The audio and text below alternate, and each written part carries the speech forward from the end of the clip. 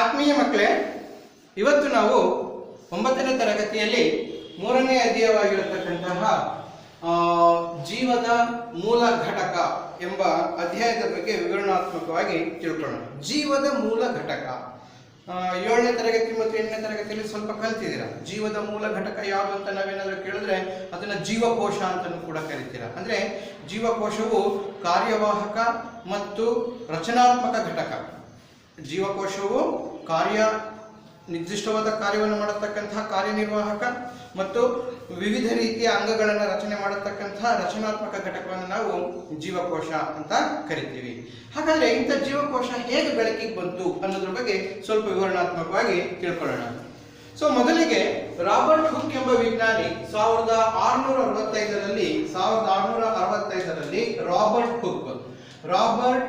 Hook ಎಂಬ ವಿಜ್ಞಾನಿ ನೇರವಾಗಿ ತಾನೇ ತಯಾರಿಸಿದಂತಹ ಸೂಕ್ಷ್ಮದರ್ಶಕ ಯಂತ್ರದ ಮೂಲಕ ಮರದ ತೊಗಟೆ ಅಥವಾ ತಿರುಳನ್ನು ತೆಗೆದುಕೊಂಡು ಅದರಲ್ಲಿರತಕ್ಕಂತಹ ಜೀವಕೋಶಗಳನ್ನು ಅವನು ಸೂಕ್ಷ್ಮದರ್ಶಕದ ಯಂತ್ರದ ಮೂಲಕ ನೋಡಿದಾಗ ಅದರಲ್ಲಿ ಅವನಿಗೆ ಸಣ್ಣ ಸಣ್ಣ ಕೋಣೆಗಳ ರೀತಿ ಇದ್ದುದು ಕಂಡು ಬಂದಿತ್ತು. ಹಾಗಾಗಿ ಆ ಕೋಣೆಗಳನ್ನು ಅವನೇನಂತ ಕರೆದ ಸೆಲ್ಗಳೆಂದು ಕರೆದ. ಅವುಗಳನ್ನು ಸಣ್ಣ ಸಣ್ಣ ಚಿಕ್ಕ ಚಿಕ್ಕ ಕೋಣೆಗಳನ್ನ ಸೆಲ್ಗಳೆಂದು ಕರೆದ. ಆ ನಂತರ ವಿಜ್ಞಾನ ಮುಂದುವರಿದಾಗ ಅನೇಕ ರೀತಿಯ ವಿಜ್ಞಾನಿಗಳು ಆ ಸೆಲ್ ಅಥವಾ ಜೀವಕೋಶ ನಾವಂತ ಏನ್ ಕರೆದಲ್ಲ, ಆ ಜೀವಕೋಶದ ಒಳಗಡೆ ಹೇಗೆ ರಚನೆ ಇರ್ತದೆ, ಆ ಜೀವಕೋಶದ ಕಾರ್ಯ ಹೇಗಿರುತ್ತೆ ಎಂಬುದನ್ನ ವಿವರಣಾತ್ಮಕವಾಗಿ ತಿಳ್ಕೊಳ್ಳೋದಕ್ಕೆ ಶುರು ಮಾಡಿದ್ರು. ಹೀಗೆ ತಿಳ್ಕೊಳ್ಬೇಕಾದ್ರೆ ಈ ಜೀವಕೋಶಗಳನ್ನ 2 ಭಾಗಗಳಾಗಿ ನಾವು ವಿಂಗಡಣೆ ಮಾಡ್ತೀವಿ. ಜೀವಕೋಶಗಳನ್ನ 2 ಭಾಗಗಳಾಗಿ, ಅದನ್ನು ಯಾವುದಂದ್ರೆ ಪ್ರೋಕ್ಯಾರಿಯೋಟ ಜೀವಕೋಶ ಮತ್ತು ಯೂಕ್ಯಾರಿಯೋಟ ಜೀವಕೋಶ ಅಂತ 2 ಭಾಗಗಳಾಗಿ ವಿಂಗಡಣೆ ಮಾಡ್ತೀವಿ. ಪ್ರೋಕ್ಯಾರಿಯೋಟ ಅಂದ್ರೆ ಯಾವುದು ಮತ್ತು ಯೂಕ್ಯಾರಿಯೋಟ ಅಂದ್ರೆ ಯಾವುದು ಅನ್ನೋದನ್ನ ನೋಡೋಣ. ಪ್ರೋಕ್ಯಾರಿಯೋಟ ಜೀವಕೋಶ ಮತ್ತು ಯೂಕ್ಯಾರಿಯೋಟ ಜೀವಕೋಶ 2 ಭಾಗಗಳಾಗಿ ವಿಂಗಡಣೆ ಮಾಡುವುದು. ಹಾಗಾದ್ರೆ ಯಾವ ಆಧಾರದ ಮೇಲೆ ಇವುಗಳನ್ನ ಜೀವಕೋಶಗಳನ್ನ ಈ ರೀತಿ ವಿಂಗಡಣೆ ಮಾಡಿದ್ರು ಅಂತ ನಾವು ಕೇಳಿದಾಗ, ಜೀವಕೋಶದ ರಚನೆಯ ಆಧಾರದ ಮೇಲೆ. ಮಕ್ಕಳು ನಿಮಗೆ ಪದವೇ ಹೇಳುತ್ತೆ, ಅಂದ್ರೆ ಪ್ರಪ್ರಥಮವಾಗಿ ರೂಪುಗೊಳ್ಳುವ ಜೀವಕೋಶ ಅಂತ.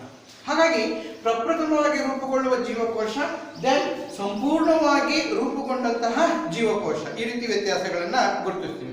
ಈ ಪ್ರೋಕ್ಯಾರಿಯೋಟ ಮತ್ತು ಯೂಕ್ಯಾರಿಯೋಟಗಳ ಜೀವಕೋಶಗಳ ವ್ಯತ್ಯಾಸವನ್ನು ನೋಡಿದಾಗ, ಪ್ರೋಕ್ಯಾರಿಯೋಟಗಳ ಗುಂಪಿಗೆ ನಾವು ಬ್ಯಾಕ್ಟೀರಿಯಾ ಜೀವಕೋಶಗಳನ್ನು ನಾವು ಕಾಣ್ತೀವಿ, ಬ್ಯಾಕ್ಟೀರಿಯಾಗಳ ಜೊತೆಗೆ ನೀಲಿ ಹಸಿರು ಶೈವಲಗಳನ್ನ ಕಾಣ್ತೀವಿ. ನೀಲಿ ಹಸಿರು ಶೈವಲ ಜೀವಕೋಶಗಳನ್ನ ನಾವು ಈ ಗುಂಪಲ್ಲಿ ಕಾಣ್ತೀವಿ. ಸರ್, ಏನು ವ್ಯತ್ಯಾಸ ಇರ್ತದೆ? 2 ಮೂಲತಃವಾದಂತಹ ವ್ಯತ್ಯಾಸ ಏನಂದ್ರೆ, ಇಲ್ಲಿ ಪ್ರೋಕ್ಯಾರಿಯೋಟ ಜೀವಕೋಶಗಳಲ್ಲಿ ನ್ಯೂಕ್ಲಿಯರ್ ಪೊರೆಯಿಂದ ಆವೃತವಾಗಿರುವುದಿಲ್ಲ. ನ್ಯೂಕ್ಲಿಯರ್ ಪೊರೆಯಿಂದ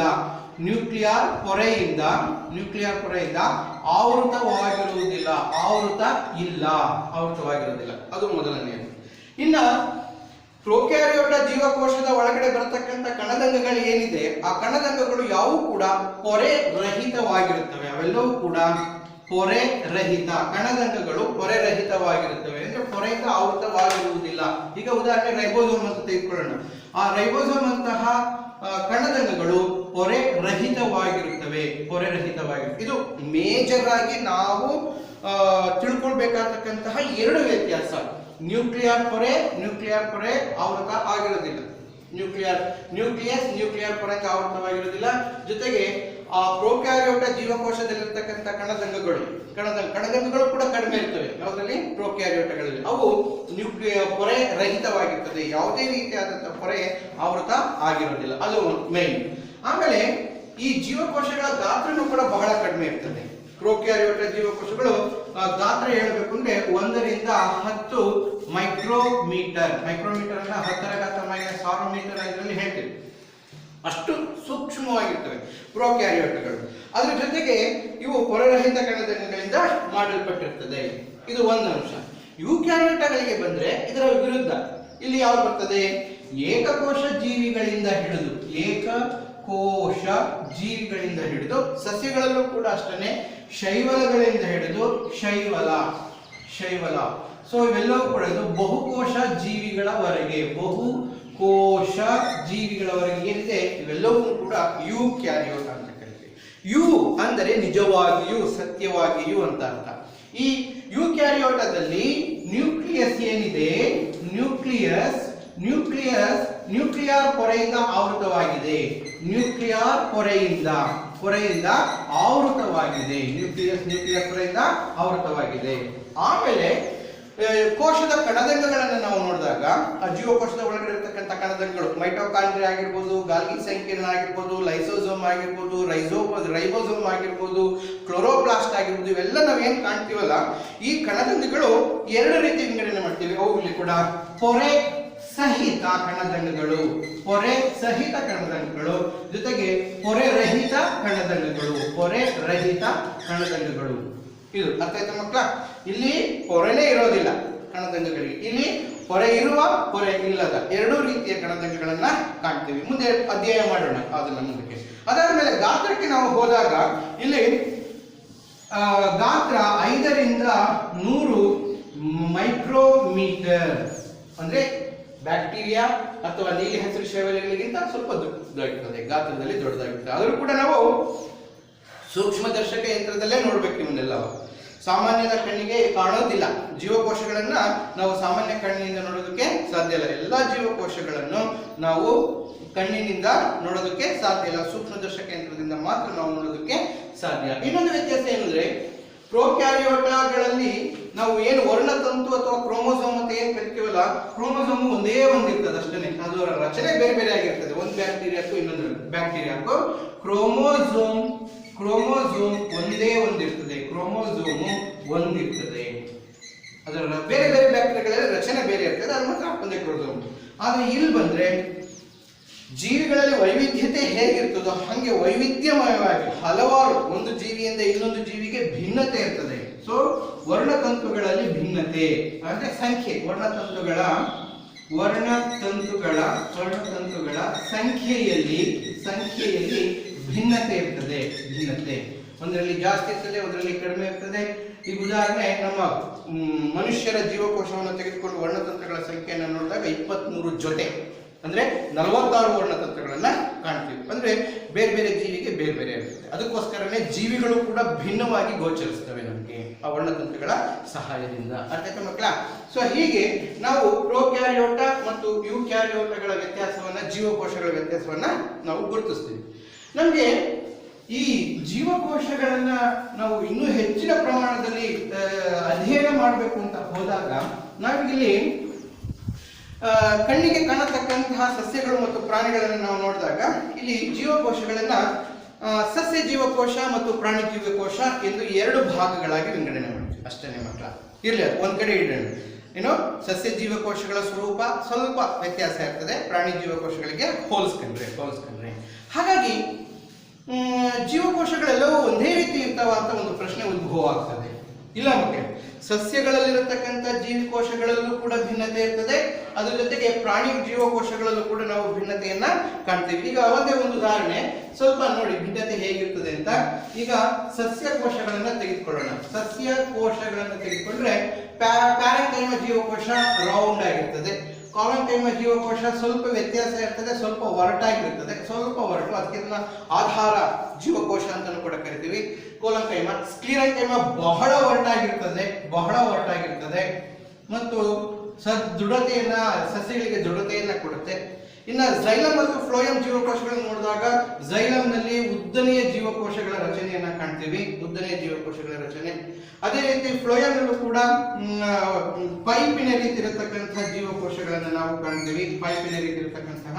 ಸಸ್ಯಗಳಲ್ಲಿ ಈ ರೀತಿ ನಾವು ವೈವಿಧ್ಯಮಯವಾದ ಜೀವಕೋಶಗಳು, ಅದರಲ್ಲೂ ಕೆಲವು ರೌಂಡ್ ಇರ್ಬೋದು, ಕೆಲವು ಪೆಂಟಾಗೋನಲ್ ಪಂಚಭುಜಾಕೃತಿಯ ಜೀವಕೋಶಗಳು, ಷಡ್ಭುಜಾಕೃತಿಯ ಜೀವಕೋಶಗಳು ಯಾವುದರಲ್ಲಿ ಸಸ್ಯ ಕೋಶಗಳಲ್ಲಿ ನಾವು ಕಂಡ್ರೆ, ಪ್ರಾಣಿ ಕೋಶಗಳಲ್ಲೂ ಕೂಡ ಭಿನ್ನತೆಯ ಜೀವಕೋಶಗಳನ್ನ ಕಾಣ್ತೀವಿ ಪ್ರಾಣಿ ಕೋಶಗಳಲ್ಲಿ. ಈ ಉದಾಹರಣೆ ನಿಮ್ಗೆ ಸ್ನಾಯು ಜೀವಕೋಶ ಹೇಗಿರುತ್ತೆ ಅಂತ ನೋಡಿದಾಗ ಸ್ನಾಯು ಕೋಶ ಬಹಳ ಉದ್ದವಾಗಿರ್ತದೆ.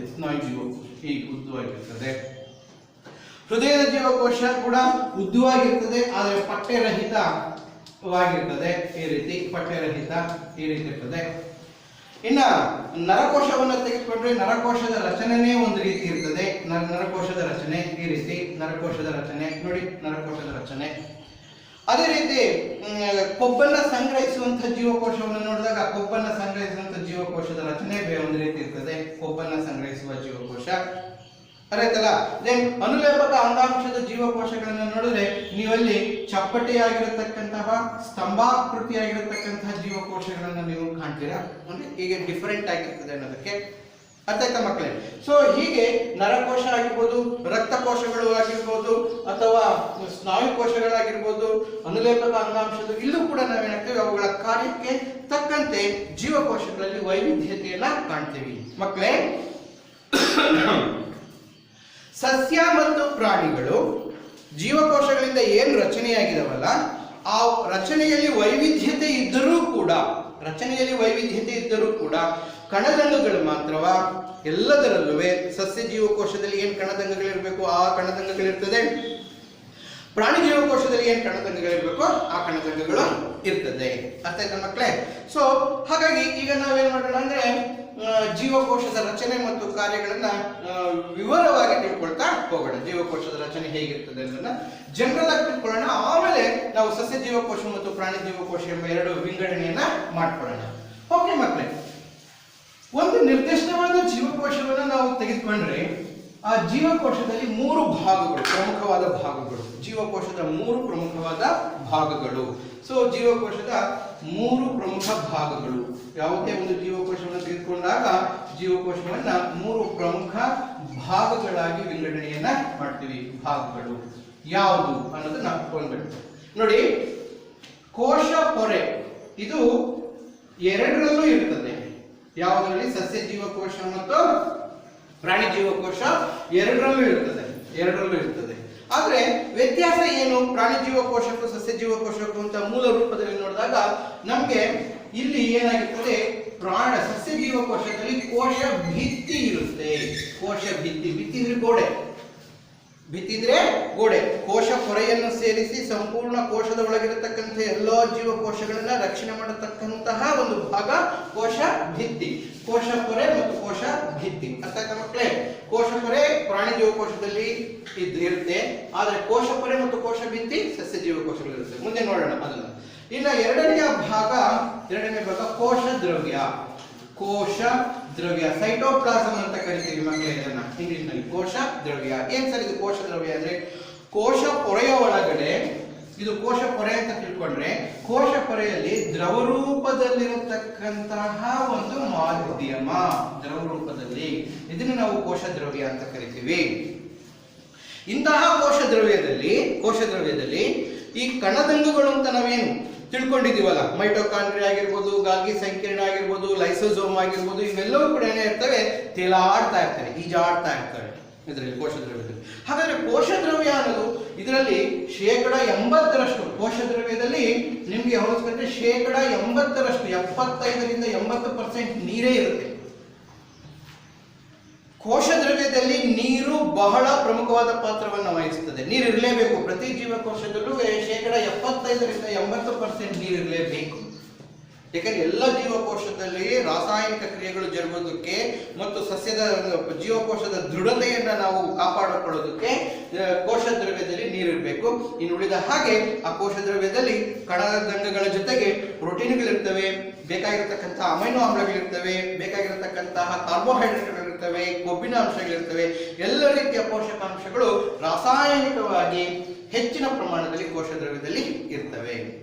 ಈ ಕೋಶ ದ್ರವ್ಯದಲ್ಲಿ ಇರತಕ್ಕಂತಹ ಪೋಷಕಾಂಶಗಳನ್ನ, ರಾಸಾಯನಿಕಗಳನ್ನ ಕೋಶದಲ್ಲಿರತಕ್ಕಂಥ ಕಣದಂಗಗಳು ತಮಗೆ ಉತ್ಪಾದನೆಗೆ ಯಾವ ರೀತಿ ಅನುಕೂಲನೋ ಅದನ್ನ ಬಳಸ್ಕೊಳ್ಳೋದಕ್ಕೆ ಏನ್ ಮಾಡ್ತವೆ, ಉಪಯೋಗಿಸ್ಕೊಳ್ತವೆ. ಅರ್ಥ ಆಯ್ತಾ ಮಕ್ಕಳೇ? ಅದು ಕೋಶ ದ್ರವ್ಯ. ಇನ್ನ ಕೋಶ ದ್ರವ್ಯದ ನಂತರ ಮೂರನೆಯದು ಕೋಶ ಕೇಂದ್ರ. ಪ್ರಮುಖ ಭಾಗ ಕೋಶ ಕೇಂದ್ರ. ಮೂರನೆಯ ಭಾಗ ಕೋಶ ಕೇಂದ್ರ. ಕೋಶ ಕೇಂದ್ರವನ್ನ ನ್ಯೂಕ್ಲಿಯಸ್ ಅಂತಾನೂ ಕೂಡ ಕರಿತೀವಿ ಮಕ್ಕಳ, ನ್ಯೂಕ್ಲಿಯಸ್ ಅಂತ ಕರಿತೀವಿ. ಸೊ ಒನ್ ಬೈ ಒನ್ ತಿಳ್ಕೊಳ್ತಾ ಹೋಗೋಣ. ಈಗ ಮೊದಲಿಗೆ ಕೋಶ ಪೊರೆಯನ್ನು ತಿಳ್ಕೊಳ್ಳೋಣ, ಆಮೇಲೆ ಕೋಶ ಭಿತ್ತಿಯ ರಚನೆ ಹೇಗಿರುತ್ತೆ ಅಂತ ತಿಳ್ಕೊಳ್ಳೋಣ, ಆಮೇಲೆ ಕೋಶ ದ್ರವ್ಯ, ಆ ಕೋಶ ದ್ರವ್ಯದಲ್ಲಿರ್ತಕ್ಕಂಥ ಕಣದಂಗಗಳನ್ನು ತಿಳ್ಕೊಳ್ಳೋಣ. ಇವನ್ ಕೋಶ ಕೇಂದ್ರನೂ ಕೂಡ ಕೋಶ ದ್ರವ್ಯದ ಒಳಗಡೆ ಇರ್ತದೆ. ಅದು ನ್ಯೂಕ್ಲಿಯಸ್ ಏನಿದೆ ಅದರೊಳಗಡೆ ತೇಲಾಡ್ತಿರ್ತದೆ. ಅದ್ರ ಬಗ್ಗೆ ಹೆಚ್ಚಿನದಾಗಿ ಆಮೇಲೆ ತಿಳ್ಕೊಳ್ಳೋಣ. ಓಕೆ ಮಕ್ಕಳ, ಈಗ ಮೊದಲನೆಯದಾಗಿ ಕೋಶ ಪೊರೆ. ಏನಿದು ಕೋಶ ಪೊರೆ? ಜೀವಕೋಶದ ಕಣದಂಗಗಳನ್ನ ಸಂಪೂರ್ಣವಾಗಿ ರಕ್ಷಣೆ ಮಾಡುವ ಪೊರೆ. ಜೀವಕೋಶದ ಕಣದಂಗಗಳೇನಿದೆ ಆ ಎಲ್ಲಾ ಕಣದಂಗಗಳನ್ನ ಸಂಪೂರ್ಣವಾಗಿ ರಕ್ಷಣೆ ಮಾಡುವ ಪೊರೆಯನ್ನ ನಾವು ಕೋಶ ಪೊರೆ ಅಂತ ಕರಿತೀವಿ. ಹಾಗಾದ್ರೆ ಈ ಕೋಶ ಪೊರೆ ಯಾವುದರಿಂದ ರಚನೆಯಾಗಿದೆ ಅನ್ನೋದು ನಮ್ಮ ಗಮನಕ್ಕೆ ಬರಬೇಕು. ಈ ಕೋಶ ಪೊರೆ ರಚನೆಯಾಗಿರುವುದು ಲಿಪಿಡ್ಗಳು ಮತ್ತು ಪ್ರೋಟೀನ್ಗಳಿಂದ. ಲಿಪಿಡ್ಗಳು ಮತ್ತು ಪ್ರೋಟೀನ್ಗಳಿಂದ, ಕೊಬ್ಬಿನಾಂಶ ಅಂತ ಕರಿತೀವಿ. ಆ ಕೊಬ್ಬಿನಾಂಶ ಮತ್ತು ಪ್ರೋಟೀನುಗಳಿಂದ ರಚನೆಯಾಗಿದೆ. ಕೋಶ ಪೊರೆ ಪ್ರೋಟೀನುಗಳಿಂದ ಮತ್ತು ಲಿಪಿಡ್ಗಳಿಂದ ರಚನೆಯಾಗಿದೆ. ಹಾಗಾದ್ರೆ ಈ ಕೋಶ ಪೊರೆಯನ್ನು ಕಂಡುಹಿಡಿದಂತಹ ವಿಜ್ಞಾನಿ ಯಾರಂದಾಗ, ಈ ಕೋಶ ಪೊರೆಯನ್ನು ಕಂಡುಹಿಡಿದಂತಹ ವಿಜ್ಞಾನಿ ರಾಬರ್ಟ್ ಬ್ರೌನ್ ಎಂಬ ವಿಜ್ಞಾನಿ ಕೋಶ ಪೊರೆ ಹೇಗಿರುತ್ತೆ, ಅದರ ರಚನೆ ಹೇಗಿರುತ್ತೆ ಅನ್ನೋದನ್ನ ಕಂಡುಹಿಡಿದ. ಅರ್ಥ ಆಯ್ತಾ ಮಕ್ಕಳೇ? ಮತ್ತೆ ಈ ಕೋಶ ಪೊರೆಯ ಪ್ರಾಮುಖ್ಯತೆ ಏನು ಅನ್ನೋದನ್ನ ತಿಳ್ಕೊಳ್ಳೋಣ. ಮಕ್ಕಳೇ, ಈ ಕೋಶ ಪೊರೆ ಅನ್ನೋದು ಹೇಗೆಂದ್ರೆ ಇದನ್ನ ಇಂಗ್ಲಿಷ್ ನಲ್ಲಿ ಸೆಲೆಕ್ಟಿವ್ಲಿ ಪರ್ಮಿಯಬಲ್ ಮೆಂಬ್ರೇನ್ ಅಂತ ಕರಿತೀವಿ. ಅಂದ್ರೆ ಅರೆ ವ್ಯಾಪ್ಯ ಪೊರೆ. ಕೋಶ ಪೊರೆಯನ್ನ ಅರೆ ವ್ಯಾಪ್ಯ ಪೊರೆ ಅಂತ ಕರಿತೀವಿ. ಅರೆ ವ್ಯಾಪ್ಯ ಪೊರೆ. ಯಾಕೆ ಸರ್ ಇದನ್ನ ಅರೆ ವ್ಯಾಪ್ಯ ಪೊರೆ ಅಂತ ಕರಿತೀವಿ? ನೋಡಿ, ಪ್ರತಿಯೊಂದು ಜೀವಕೋಶಗಳು ಕೋಶ ಪೊರೆಯಿಂದ ಆವೃತವಾಗಿರಬೇಕಾದ್ರೆ ಕೋಶ ಪೊರೆಯ ಹೊರಗಡೆ ಒಂದು ಮಾಧ್ಯಮ ಇರ್ತದೆ ತಾನೆ. ಅದು ಪೋಷಕಾಂಶದ ಮಾಧ್ಯಮ, ನ್ಯೂಟ್ರಿಯೆಂಟ್ ಮಾಧ್ಯಮ ಅಂತ ಏನ್ ಕರಿತೀವಿ, ಎಲ್ಲ ಒಂದು ಮಾಧ್ಯಮ ಇರ್ತದೆ, ಹೌದಲ್ಲ? ಕೋಶ ಪೊರೆ, ಜೀವಕೋಶದ ಒಳಗಡೆ ಪೋಷಕಾಂಶಗಳು ಬೇಕು.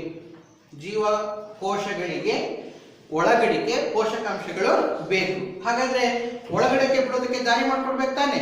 ಹಾಗಾದ್ರೆ ಯಾರು ದಾರಿ ಮಾಡ್ಕೊಡೋದು? ಕೋಶ ಪೊರೆ ಏನ್ ಮಾಡ್ತದೆ, ಅವಶ್ಯಕವಿರತಕ್ಕಂತಹ ಆಮ್ಲಜನಕ ಆಗಿರ್ಬೋದು, ಅವಶ್ಯಕವಿರತಕ್ಕಂತಹ ಇಂಗಾಲದ ಡೈಆಕ್ಸೈಡ್ ಆಗಿರ್ಬೋದು, ಅವಶ್ಯಕತೆ ಇರತಕ್ಕಂತಹ ಪೋಷಕಾಂಶಗಳಾಗಿರ್ಬೋದು, ಇಂತಹ ಪೋಷಕಾಂಶಗಳನ್ನ ಹೆಚ್ಚಿನ ಸಾರತೆಯಿಂದ ಕಡಿಮೆ ಸಾರತೆಯ ಕಡೆಗೆ, ಅರ್ಥ ಆಯ್ತಾ ಮಕ್ಕಳೇ? ಹೆಚ್ಚಿನ ಸಾರತೆಯಿಂದ ಕಡಿಮೆ ಸಾರತೆಯ ಕಡೆಗೆ ಕೋಶ ಪೊರೆ ಏನ್ ಮಾಡ್ತದೆ, ಬಿಟ್ಕೊಡ್ತದೆ, ಒಳಗಡೆ ತೆಗೆದುಕೊಳ್ತದೆ. ಸೆಲೆಕ್ಟಿವ್ಲಿ ಆಯ್ಕೆ ಮಾಡತಕ್ಕಂತಹ ತನ್ನ ಕೋಶದ ಒಳಗಡೆ ಯಾವ ಪೋಷಕಾಂಶಗಳು ಬೇಕು ಅನ್ನೋದನ್ನ ನಿರ್ಣಯ ಮಾಡಿಕೊಂಡು, ಆಯ್ಕೆ ಮಾಡಿಕೊಂಡು ಏನಾಗ್ತದೆ, ತನ್ನ ಮೂಲಕ ಒಂಥರ ಬಾಗಿಲು ಅಂತ ತಿಳ್ಕೊಳ್ಳಿ, ತನ್ನ ಮೂಲಕ ಏನಾಗ್ತದೆ ಜೀವಕೋಶದ ಒಳಗಡೆ ಬಿಟ್ಕೊಡ್ತದೆ. ಅದನ್ನ ಏನ್ ಮಾಡ್ತೀವಿ, ಅದಕ್ಕೋಸ್ಕರ ಇದನ್ನ ಅರೆ ವ್ಯಾಪ್ಯ ಪೊರೆ ಎಂದು ಕರೆಯುತ್ತೇವೆ. ಅರ್ಥ ಆಯ್ತಾ? ಸೊ ಈ ರೀತಿ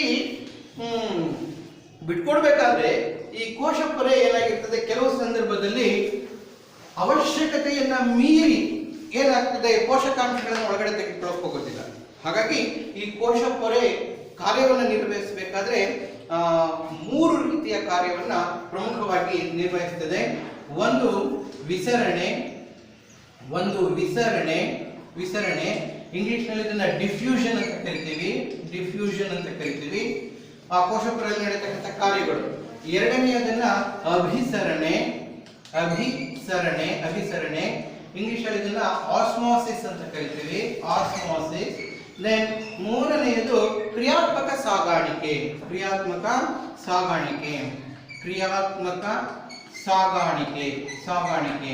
ಇಂಗ್ಲಿಷ್ ನಲ್ಲಿ ಇದನ್ನ ಆಕ್ಟಿವ್ ಟ್ರಾನ್ಸ್ಪೋರ್ಟ್ ಅಂತ ಕರಿತೀವಿ.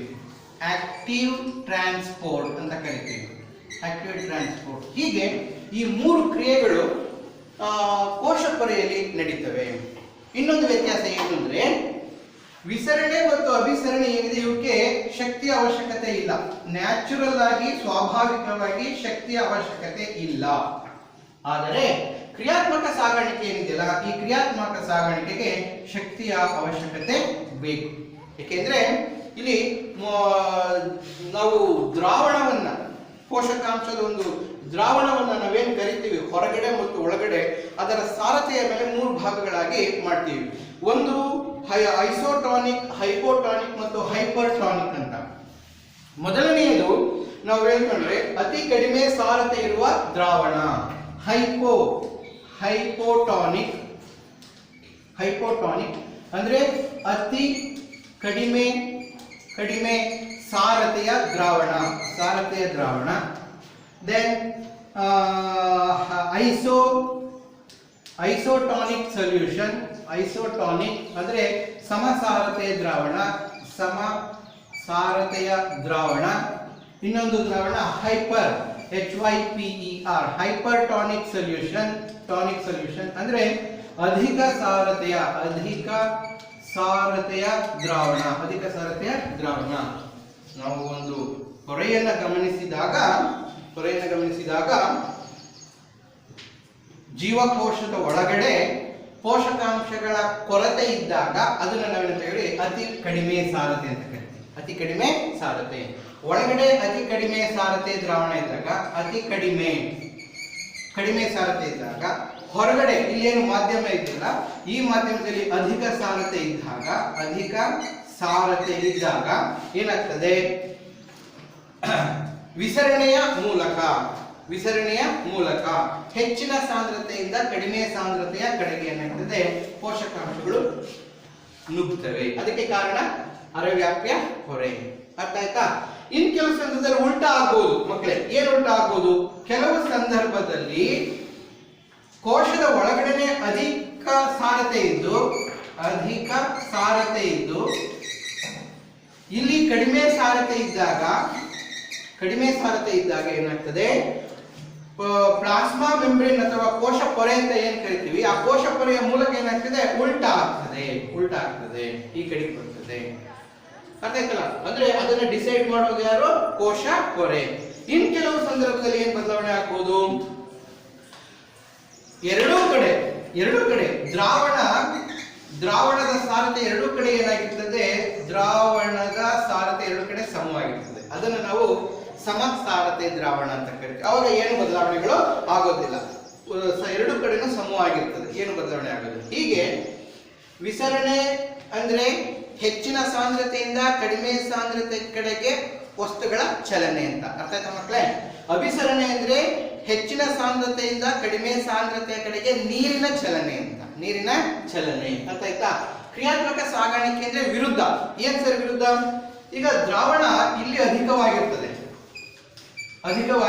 ಅಧಿಕ ದ್ರಾವಣ. ಇಲ್ಲಿ ಕಡಿಮೆ ದ್ರಾವಣ ಇರುತ್ತೆ, ಕಡಿಮೆ ಸಾರತೆಯ ದ್ರಾವಣ ಇರ್ತದೆ. ಸೊ ಈ ಸಾರಥಿಯಲ್ಲಿ ಏನಾಗ್ತದೆ, ಕೆಲವೊಮ್ಮೆ ನಿಯಮದ ಪ್ರಕಾರ ಏನು, ಅಧಿಕ ಸಾರಥೆಯ ದ್ರಾವಣ ಸಾರಥೆ ದ್ರಾವಣ ಇದ್ದಾಗ ಇಲ್ಲಿಂದ ವಾಪಸ್ ಬರ್ಬೇಕು ತಾನೆ, ಆ ರೀತಿ ಆಗೋದಿಲ್ಲ. ಕಡಿಮೆ ಸಾರಥೆಯ ದ್ರಾವಣದಲ್ಲಿರುವ ಕೆಲವು ಧಾತುಗಳು ಅಥವಾ ಕೆಲವು ಅಯಾನುಗಳು ಅಥವಾ ಕೆಲವು ಲವಣಗಳು ಏನಾಗ್ತದೆ, ಒಳಗಡೆ ನುಗ್ತವೆ. ಅಧಿಕ ಸಾರಥೆ ಕಡೆಗೆ ಒಳಗಡೆ ನುಗ್ತವೆ. ಆಗ ಶಕ್ತಿ ಬೇಕೇ ಬೇಕು. ಕಡಿಮೆ ಸಾರಥೆ ಇದ್ದರೂ ಕೂಡ ಅಧಿಕ ಸಾರಥೆಯ ಕಡೆಗೆ ಏನಾಗ್ತವೆ, ಕೆಲವು ದ್ರಾವಣಗಳು ನುಗ್ಗುತ್ತವೆ. ಅದಕ್ಕೆ ಶಕ್ತಿ ಬೇಕು. ಅದಕ್ಕೋಸ್ಕರ ನಾವೇನು ಕರಿತೀವಿ, ಕ್ರಿಯಾತ್ಮಕ ಸಾಗಾಣಿಕೆಗೆ ಶಕ್ತಿಯ ಅವಶ್ಯಕತೆ ಇದೆ, ಆದರೆ ವಿಸರಣೆ ಮತ್ತು ಅಭಿಸರಣೆಗೆ ಶಕ್ತಿಯ ಅವಶ್ಯಕತೆ ಇಲ್ಲ. ನೋಡಿ, ಈಗ ವಿಸರಣೆಗೆ ಒಂದು ಉದಾಹರಣೆ, ಒಂದು ಊದ್ಗಡ್ಡಿಯನ್ನ ನಾವು ಒಂದ್ ಕಡೆ ಯಾವುದೋ ಒಂದು ಮೂಲೆಯಲ್ಲಿ ಹಚ್ಚಿಟ್ಬಿಟ್ರೆ ಆ ಊದ್ಗಡ್ಡಿ ಇಡೀ ರೂಮ್ ತುಂಬಾ ಘಮ್ ಅಂತ ಹರಡ್ಕೊಂಡಿರ್ತದೆ. ಅಡಿಗೆ ಮನೆಯಲ್ಲಿ ಅಮ್ಮ ಸಾಂಬಾರ್ ಮಾಡ್ತಿದ್ರೆ ಮನೆ ತುಂಬಾ ಘಮ ಅಂತ ಇರ್ತದೆ. ಮನೆಯಲ್ಲಿ ತುಪ್ಪವನ್ನ ಮಾಡ್ತಾ ಇದ್ರೆ ಮನೆ ತುಂಬಾ, ಅದನ್ನ ಹೇಳಿದ್ರು, ಅಡಿಗೆ ಮನೆಯಲ್ಲಿ ಕಡಿಮೆ ಹೆಚ್ಚಿನ ಸಾರತೆ ಪಾತ್ರೆನಲ್ಲಿ ಇರುತ್ತೆ, ಅದರ ವಾಸನೆ. ಆದ್ರೆ ಅದನ್ನ ನಾವು ಕಾಯಿಸ್ತಾ ಹೋದಾಗ ಮನೆ ತುಂಬಾ, ಯಾಕೆಂದ್ರೆ ಮನೆಯಲ್ಲಿ ಸಾರತೆ ಕಡಿಮೆ ಇರ್ತದೆ, ಎಲ್ಲ ಕಡೆಗೂ ಹರಡ್ಕೊಳ್ತದೆ, ಹೌದಲ್ಲ? ಅದನ್ನ ನಾವು ವಿಸರಣೆ ಅಂತ ಕರಿತೀವಿ. ಅಭಿಸರಣೆ ಅಂದ್ರೆ ಈ ಒಂದು ಆಲೂಗೆಡ್ಡೆಯನ್ನ ತೆಗೆದುಕೊಂಡು ಅದಕ್ಕೆ ರಂಧ್ರವನ್ನ ಮಾಡಿಬಿಟ್ಟು ಅದರೊಳಗಡೆ ನೀರು ತುಂಬಿಟ್ಟು ನೀವು ಸಕ್ಕರೆ ದ್ರಾವಣದೊಳಗಡೆ ಇಟ್ಬಿಟ್ರೆ ಏನಾಗ್ತದೆ, ಆ ನೀರಿನ ದ್ರಾವಣ ಮತ್ತು ಸಕ್ಕರೆ ದ್ರಾವಣಗಳೆಲ್ಲ ಸೇರ್ಕೊಂಡು ಇಲ್ಲಿ ಯಾವುದು ಪೊಟ್ಯಾಟೊ ಇದೆಯಲ್ಲ, ಆಲೂಗೆಡ್ಡೆ ಇದೆಯಲ್ಲ, ಆ ಆಲೂಗೆಡ್ಡೆ ಗುಂಡಿ ಒಳಗಡೆ ನೀರು ಬಂದಿರ್ತದೆ. ಆಲೂಗೆಡ್ಡೆಯನ್ನು ಕೊರೆದು ಗುಂಡಿ ಮಾಡಿದಾಗ ಮೊದಲು ನೀರು ಇರಲಿಲ್ಲ. ಅದನ್ನ ನಾವು ನೀರೊಳಗಡೆ ಇಟ್ಟಾಗ ಅಲ್ಲೇನಾಯ್ತು, ನೀರೇನಾಯ್ತು, ಕೋಶ ಪೊರೆಯ ಮೂಲಕ ಹಾದು ಬಂದು ಆ ಗುಂಡಿ ಒಳಗಡೆ ನೀರು ತುಂಬಿಕೊಂತು. ಅಂದ್ರೆ ಏನರ್ಥ, ಇಲ್ಲಿ ಅಭಿಸರಣೆ. ನೀರು ಹೆಚ್ಚಿನ ಸಾಂದ್ರತೆಯ ನೀರು ಇಲ್ಲಿತ್ತು, ಬೀಕರ್ನಲ್ಲಿತ್ತು. ಕಡಿಮೆ ಸಾಂದ್ರತೆಯ ನೀರೆಲ್ಲಿತ್ತು, ನೀರು ಇರಲೇನಿಲ್ಲ. ಆಕ್ಚುಲಿ ಆಲೂಗೆಡ್ಡೆ ಒಳಗಡೆ ಇತ್ತು, ಅಲ್ಲಿರಲಿಲ್ಲ. ಆದ್ರೂ ಕೂಡ ಏನಾಗ್ತದೆ, ಪೊರೆಯ ಮೂಲಕ ನೀರು ಬಂದು ಸೇರ್ಕೊಳ್ತು. ಹೀಗೆ ಅಭಿಸರಣೆಯ ಮೂಲಕ ನೀರಿನ ಚಲನೆ ಏನಂತ ಕರಿತೀವಿ, ಅದಕ್ಕೆ ಹೆಚ್ಚಿನ ಸಾಂದ್ರತೆಯಿಂದ ಕಡಿಮೆ ಸಾಂದ್ರತೆಯ ಕಡೆಗೆ ನೀರಿನ ಚಲನೆ. ಇನ್ನು ಕ್ರಿಯಾತ್ಮಕ ಸಾಗಾಣಿಕೆ ಅಂದ್ರೆ ಶಕ್ತಿಯ ಸಹಾಯವನ್ನು ಪಡೆದುಕೊಂಡು ಅಧಿಕ ಸಾರತೆಯ ಕಡೆಗೆಯೇ ಚಲನೆ. ಕಡಿಮೆ ಸಾರತೆಯಿಂದ ಅಧಿಕ ಸಾರತೆಯ ಕಡೆಗೆ ಚಲನೆ. ಇದನ್ನು ನಾವು ಕ್ರಿಯಾತ್ಮಕ ಸಾಗಾಣಿಕೆ ಅಥವಾ ಇಂಗ್ಲಿಷ್ನಲ್ಲಿ ಆಕ್ಟಿವ್ ಟ್ರಾನ್ಸ್ಪೋರ್ಟ್ ಅಂತ ಕರಿತೀವಿ. ಅರ್ಥ ಆಯ್ತಾ ಮಕ್ಕಳೇ? ಹಾಗಾಗಿ ಇಡೀ ಕೋಶದ ಒಳಗಿರತಕ್ಕಂತಹ ಸಂಪೂರ್ಣ ಜವಾಬ್ದಾರಿಯನ್ನು ನೋಡಿಕೊಳ್ಳತಕ್ಕಂಥ ಕೆಲಸ ಕೋಶ ಪೊರೆ. ಕೋಶ ಪೊರೆ ಅರ್ಥ ಆಯ್ತಾ ಮಕ್ಕಳೇ? ಇನ್ನ ಕೋಶ ಪೊರೆ ಆದ ಮೇಲೆ ಇನ್ನ ನೆಕ್ಸ್ಟ್ ಕೋಶ ಪೊರೆಯ ಜೊತೆಗೆ ಸಸ್ಯ ಜೀವಕೋಶಗಳಲ್ಲಿ ನಾವು ಕೋಶ ಭಿತ್ತಿಯನ್ನ ಕಾಣ್ತೀವಿ. ಸಸ್ಯ ಜೀವಕೋಶದಲ್ಲಿ ಕೋಶ ಪೊರೆಯ ಜೊತೆಗೆ ನಾವೇನಂತ ಕರಿತೀವಿ? ಕೋಶ ಭಿತ್ತಿ. ಸಸ್ಯ ಜೀವಕೋಶಗಳಲ್ಲಿ ಮಾತ್ರ ನಾವು ಕಾಣೋದು ಅದನ್ನು ಕೋಶ ಭಿತ್ತಿ. ಕೋಶ ಭಿತ್ತಿಯ ಬಗ್ಗೆ ತಿಳ್ಕೊಳ್ಳೋಣ. ಕೋಶ ಭಿತ್ತಿಯ ಬಗ್ಗೆ ತಿಳ್ಕೊಳ್ಳೋಣ. ಸೊ ಈ ಕೋಶ ಭಿತ್ತಿ ಯಾವುದರಿಂದ ರಚನೆಯಾಗಿದೆ?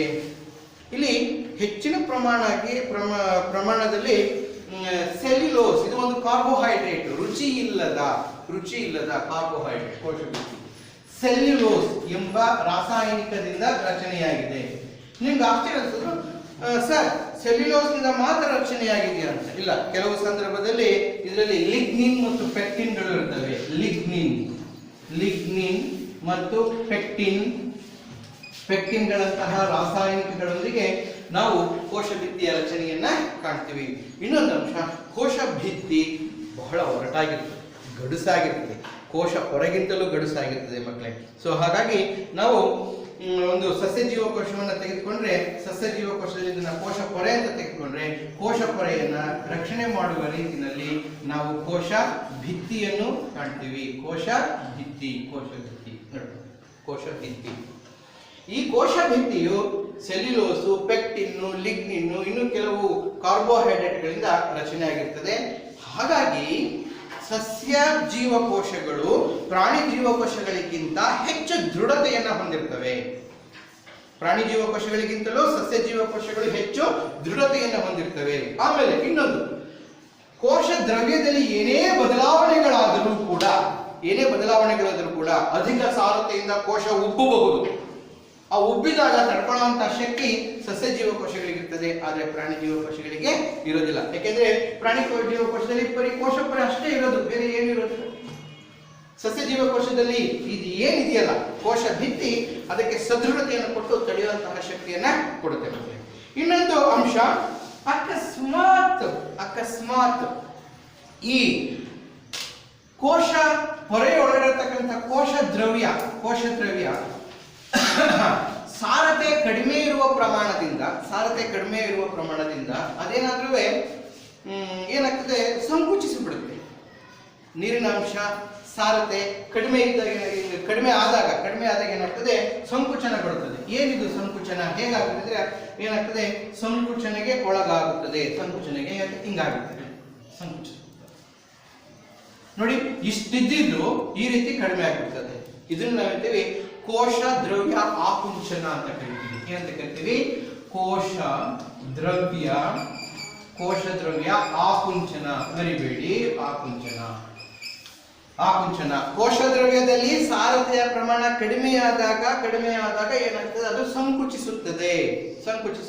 ಅಂತಹ ಸಂಕುಚಿತ ಕೋಶ ದ್ರವ್ಯ ಆಕುಂಚನ ಅಂತ ಕರಿತೀವಿ, ಅಥವಾ ಇಂಗ್ಲಿಷ್ನಲ್ಲಿ ಪ್ಲಾಸ್ಮಾಲಿಸಿಸ್ ಅಂತ ಕರಿತೀವಿ. ಇಂಗ್ಲಿಷ್ನಲ್ಲಿ ಪ್ಲಾಸ್ಮಾಲಿಸಿಸ್ ಅಂತ ಕರಿತೀವಿ. ಹಾಗಾದ್ರೆ ಮಕ್ಕಳೇ ಸ್ವಲ್ಪ ಯೋಚನೆ ಮಾಡಿ, ಇದು ಗೊಂಡಿದೆ ಅಂದ್ರೆ ಅಕಸ್ಮಾತ್ ಅದೇ ಸಂದರ್ಭದಲ್ಲಿ ನಾವು ಹೊರಗಲ್ಲಿ ಇಲ್ಲಿ ಹೆಚ್ಚಿನ ಪ್ರಮಾಣದಲ್ಲಿ ಕೋಶದ ನೀರು, ಪೋಷಕಾಂಶಗಳು ಎಲ್ಲ ಇದೆ ಅಂದ್ರೆ ಏನಾಗ್ತದೆ, ಕೋಶ ಭಿತ್ತಿಯ ಮೂಲಕ ಕೋಶ ಪೊರೆಯನ್ನ ಹೊಕ್ಕು ಕೋಶದಲ್ಲಿ ನೀರಿನ ಸಾಂದ್ರತೆ ಮತ್ತು ಪೋಷಕಾಂಶಗಳ ಸಾಂದ್ರತೆ ಜಾಸ್ತಿಯಾಗಿ ಪುನಃ ಏನಾಗ್ತದೆ, ಅದು ತನ್ನ ಒರಿಜಿನಲ್ ಸ್ವರೂಪಕ್ಕೆ ಬರುತ್ತೆ. ಅರ್ಥ ಆಯ್ತಾ ಮಕ್ಕಳೇ? ಹೀಗೆ ಸಂಕುಚನಗೊಂಡಂತಹ ಕೋಶ ದ್ರವ್ಯವು ಹೊರಭಾಗದಲ್ಲಿ ದೊರೆಯತಕ್ಕಂತಹ ನೀರು, ಲವಣಾಂಶ, ಪೋಷಕಾಂಶಗಳನ್ನ ತೆಗೆದುಕೊಂಡು, ಯಾಕೆಂದ್ರೆ ಅದು ಆ ಕೆಲಸ ಅದಕ್ಕೆ ತಾನೆ, ಹಾಗಾಗಿ ಏನ್ ಮಾಡ್ತದೆ, ತೆಗೆದುಕೊಂಡು ಮತ್ತೆ ಏನಾಗ್ತದೆ, ಹಿಗ್ಗುತ್ತೆ. ಅರ್ಥ ಆಯ್ತಾ ಮಕ್ಕಳೇ? ಹೀಗೆ ಈ ಕೋಶ ಭಿತ್ತಿ ಮತ್ತು ಕೋಶ ಪೊರೆಯಿಂದ ಹಲವಾರು ಬದಲಾವಣೆಗಳನ್ನ ನಾವು ಸಸ್ಯ ಜೀವಕೋಶ ಮತ್ತು ಪ್ರಾಣಿ ಜೀವಕೋಶಗಳಲ್ಲಿ ಕಾಣ್ತೀವಿ. ಅರ್ಥ ಆಯ್ತಾ ಮಕ್ಕಳೇ? ಸೊ ಇದು ಕೋಶ ಭಿತ್ತಿ. ಸಸ್ಯದ ಜೀವಕೋಶಗಳಿಗೆ ಸದೃಢತೆಯನ್ನ ಕೊಡೋದಲ್ಲದೆ ಗಟ್ಟಿತನವನ್ನ ಕೊಡೋದಲ್ಲದೆ ನಿರ್ದಿಷ್ಟವಾದ ಆಕಾರವನ್ನು ಕೂಡ ಕೊಡುತ್ತೆ. ಹಾಗಾಗಿ ವೈವಿಧ್ಯಮಯವಾದಂತಹ ಆಕಾರಗಳನ್ನ, ವೈವಿಧ್ಯಮಯವಾದಂತಹ ರಚನೆಯನ್ನ ನಾವು ಸಸ್ಯ ಜೀವಕೋಶದಲ್ಲಿ ಕಾಣೋದಕ್ಕೆ ಸಾಧ್ಯ. ಇನ್ನ ಕೋಶ ಭಿತ್ತಿ ಆದ್ಮೇಲೆ ಮತ್ತೆ ಕೋಶ ಪೊರೆ ಆಯ್ತು, ಕೋಶ ಭಿತ್ತಿ ಆಯ್ತು. ಇನ್ನ ನಮ್ಗೆ ಅಧ್ಯಯನ ಮಾಡೋದಕ್ಕೆ ಉಳ್ಕೊಂಡಿರೋದು ಇನ್ನೊಂದು ಅಂಶ ಯಾವಂದ್ರೆ ಎರಡನೆಯ ಭಾಗ ಕೋಶ ದ್ರವ್ಯ. ಬಹಳ ಇಂಪಾರ್ಟೆಂಟ್ ಮಕ್ಕಳೇ ಕೋಶ ದ್ರವ್ಯ. ಏಕೆಂದ್ರೆ ಸಂಪೂರ್ಣ ಜೈವಿಕ ಕ್ರಿಯೆಗಳು, ಜೀವ ರಾಸಾಯನಿಕ ಕ್ರಿಯೆಗಳು ಜರುಗೋದು ಕೋಶ ದ್ರವ್ಯದಲ್ಲಿ. ಎಲ್ಲ ಕೋಶದ ಕಣದಂಗಗಳು ಕೋಶ ದ್ರವ್ಯದಲ್ಲಿ ಈಜಾಡ್ತಾ ಇರ್ತವೆ, ತೇಲ್ತಾ ಇರ್ತವೆ. ಹಾಗಾದ್ರೆ ಇಂತಹ ಕೋಶ ದ್ರವ್ಯ ಏನೇನಿರ್ತದೆ ಅಂತ ನೋಡೋಣ. ಇಂತಹ ಕೋಶ ದ್ರವ್ಯದಲ್ಲಿ 80% ಏನಿರ್ತದೆ? ನೀರಿರುತ್ತೆ. ಕೋಶ ದ್ರವ್ಯದಲ್ಲಿ 80% ನೀರಿರುತ್ತೆ. ಅರ್ಥಾಯ್ತಲ್ಲ? ನಾವು ಒಂದು ಜೀವಕೋಶವನ್ನು ತೆಗೆದುಕೊಂಡ್ರೆ ಆ ಜೀವಕೋಶದಲ್ಲಿ ಸಂಪೂರ್ಣವಾಗಿ 80% ನೀರಿರುತ್ತೆ, 80% ನೀರು. ಅದಾದ್ಮೇಲೆ ನೀರಿನ ಜೊತೆಗೆ ನಮಗೆ ಅಮೈನೋ ಆಮ್ಲಗಳು ಇರ್ತದೆ. ಅಮೈನೋ ಆಮ್ಲಗಳಿರುತ್ತೆ. ಆ ಅಮೈನೋ ಆಮ್ಲಗಳ ಜೊತೆಗೆ ನಮಗೆ ಅವಶ್ಯಕತೆ ಇರತಕ್ಕಂಥ ಕಾರ್ಬೋಹೈಡ್ರೇಟ್ಗಳಿರ್ತವೆ. ನಿಮಗೆ ಗೊತ್ತಿದೆ ಪೋಷಕಾಂಶಗಳು ಯಾವ್ಯಾವುದು, ಜೀವಿಯ ಬೆಳವಣಿಗೆಗೆ ಅವಶ್ಯಕವಾಗಿರತಕ್ಕಂತಹ ಪೋಷಕಾಂಶಗಳು.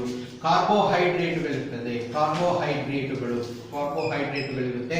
ದೆನ್ ಲಿಪಿಡ್ಗಳಿರ್ತವೆ, ಅವಶ್ಯಕತೆ ಬೇಕಾಗಿರತಕ್ಕಂಥ ಲಿಪಿಡ್ಗಳು. ಅದರಲ್ಲೂ ಕೊಬ್ಬಿನ ಆಮ್ಲಗಳು ಹೆಚ್ಚಿನ ಪ್ರಮಾಣದಲ್ಲಿ. ಲಿಪಿಡ್ಗಳ ರಚನೆ ಆಗಿರೋದು ಕೊಬ್ಬಿನ ಆಮ್ಲ.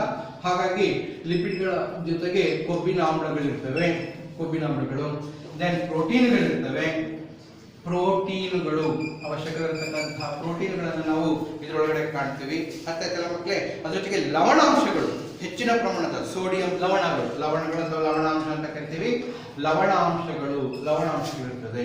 ಸೋಡಿಯಂ ಕ್ಲೋರೈಡ್ ಅಲ್ಲಿ ಸೋಡಿಯಂ ಇರ್ಬೋದು, ಕ್ಲೋರಿನ್ ಇರ್ಬೋದು, ಮೆಗ್ನೀಷಿಯಂ ಇರ್ಬೋದು, ಸತು ಇರ್ಬೋದು, ತಾಮ್ರ ಇರ್ಬೋದು. ಹೌದಲ್ಲ?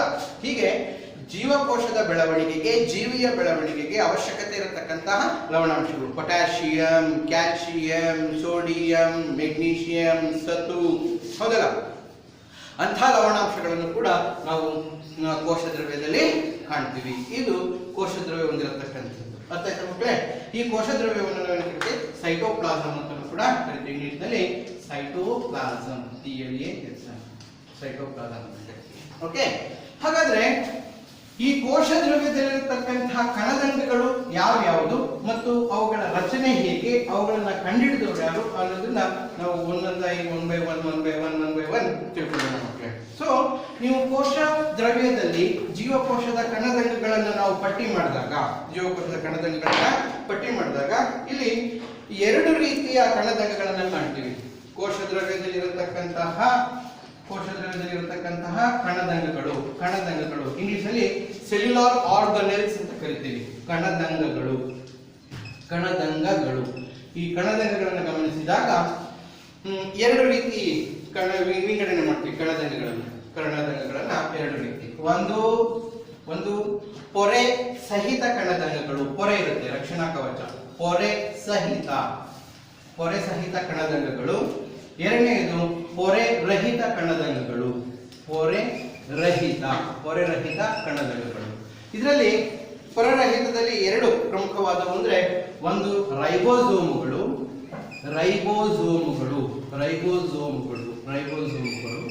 ಇನ್ನ ಎರಡನೆಯದು ಸೆಂಟ್ರಿಯೋಲ್ಗಳು. ಸೆಂಟ್ರೋಸೋಮ್ ಅಂತ ಕೂಡ ಕರಿತೀವಿ.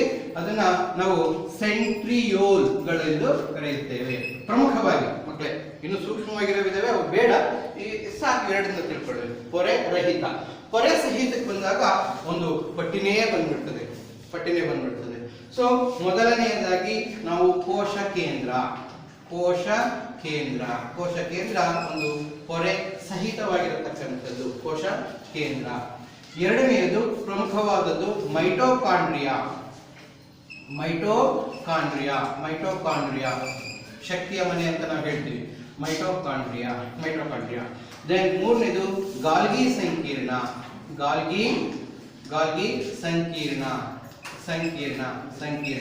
ದೆನ್ ನಾಲ್ಕನೇದು ಎಂಡೋಪ್ಲಾಸ್ಮಿಕ್ ರೆಟಿಕ್ಯುಲಮ್.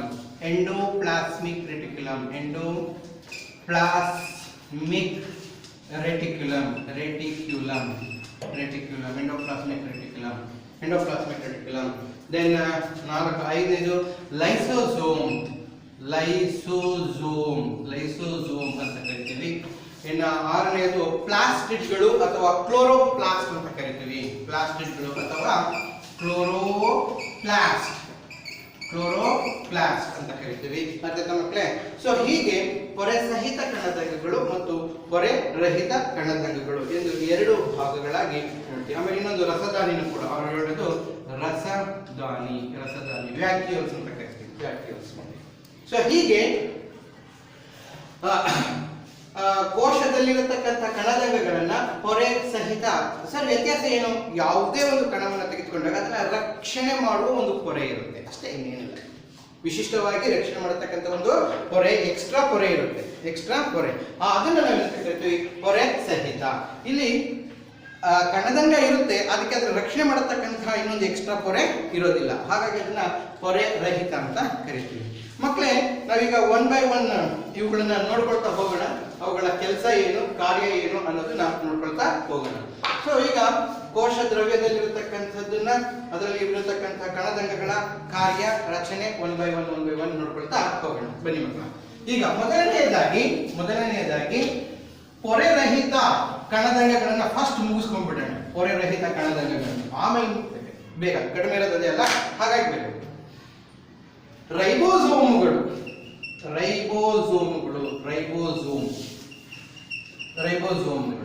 ಬಹಳ ಇಂಪಾರ್ಟೆಂಟ್. ಕಾರಣ ಏನಂದ್ರೆ, ಈ ರೈಬೋಸೋಮ್ಗಳನ್ನ ನಾವು ಪ್ರೋಟೀನುಗಳ ಕಾರ್ಖಾನೆ ಅಂತ ಕರಿತೀವಿ. ಪ್ರೋಟೀನುಗಳ ಕಾರ್ಖಾನೆ. ಯಾಕೆ ನಾವು ರೈಬೋಸೋಮ್ಗಳನ್ನ ಪ್ರೋಟೀನ್ಗಳ ಕಾರ್ಖಾನೆ ಅಂದ್ರೆ, ರೈಬೋಸೋಮ್ಗಳು ನೋಡೋದಕ್ಕೆ ಸಣ್ಣ ಕಣಗಳಾಗಿದ್ದರೂ ಕೂಡ ಅವುಗಳು ಏನ್ ಮಾಡ್ತವೆ, ಜೀವಕೋಶಗಳಲ್ಲಿ ವೈವಿಧ್ಯಮಯವಾದಂತಹ ಪ್ರೋಟೀನುಗಳನ್ನು ಉತ್ಪತ್ತಿ ಮಾಡ್ತವೆ. ರೈಬೋಸೋಮ್ಗಳು ಪ್ರೋಟೀನುಗಳನ್ನು ಉತ್ಪತ್ತಿ ಮಾಡ್ತವೆ. ಪ್ರೋಟೀನುಗಳ ಉತ್ಪಾದನೆ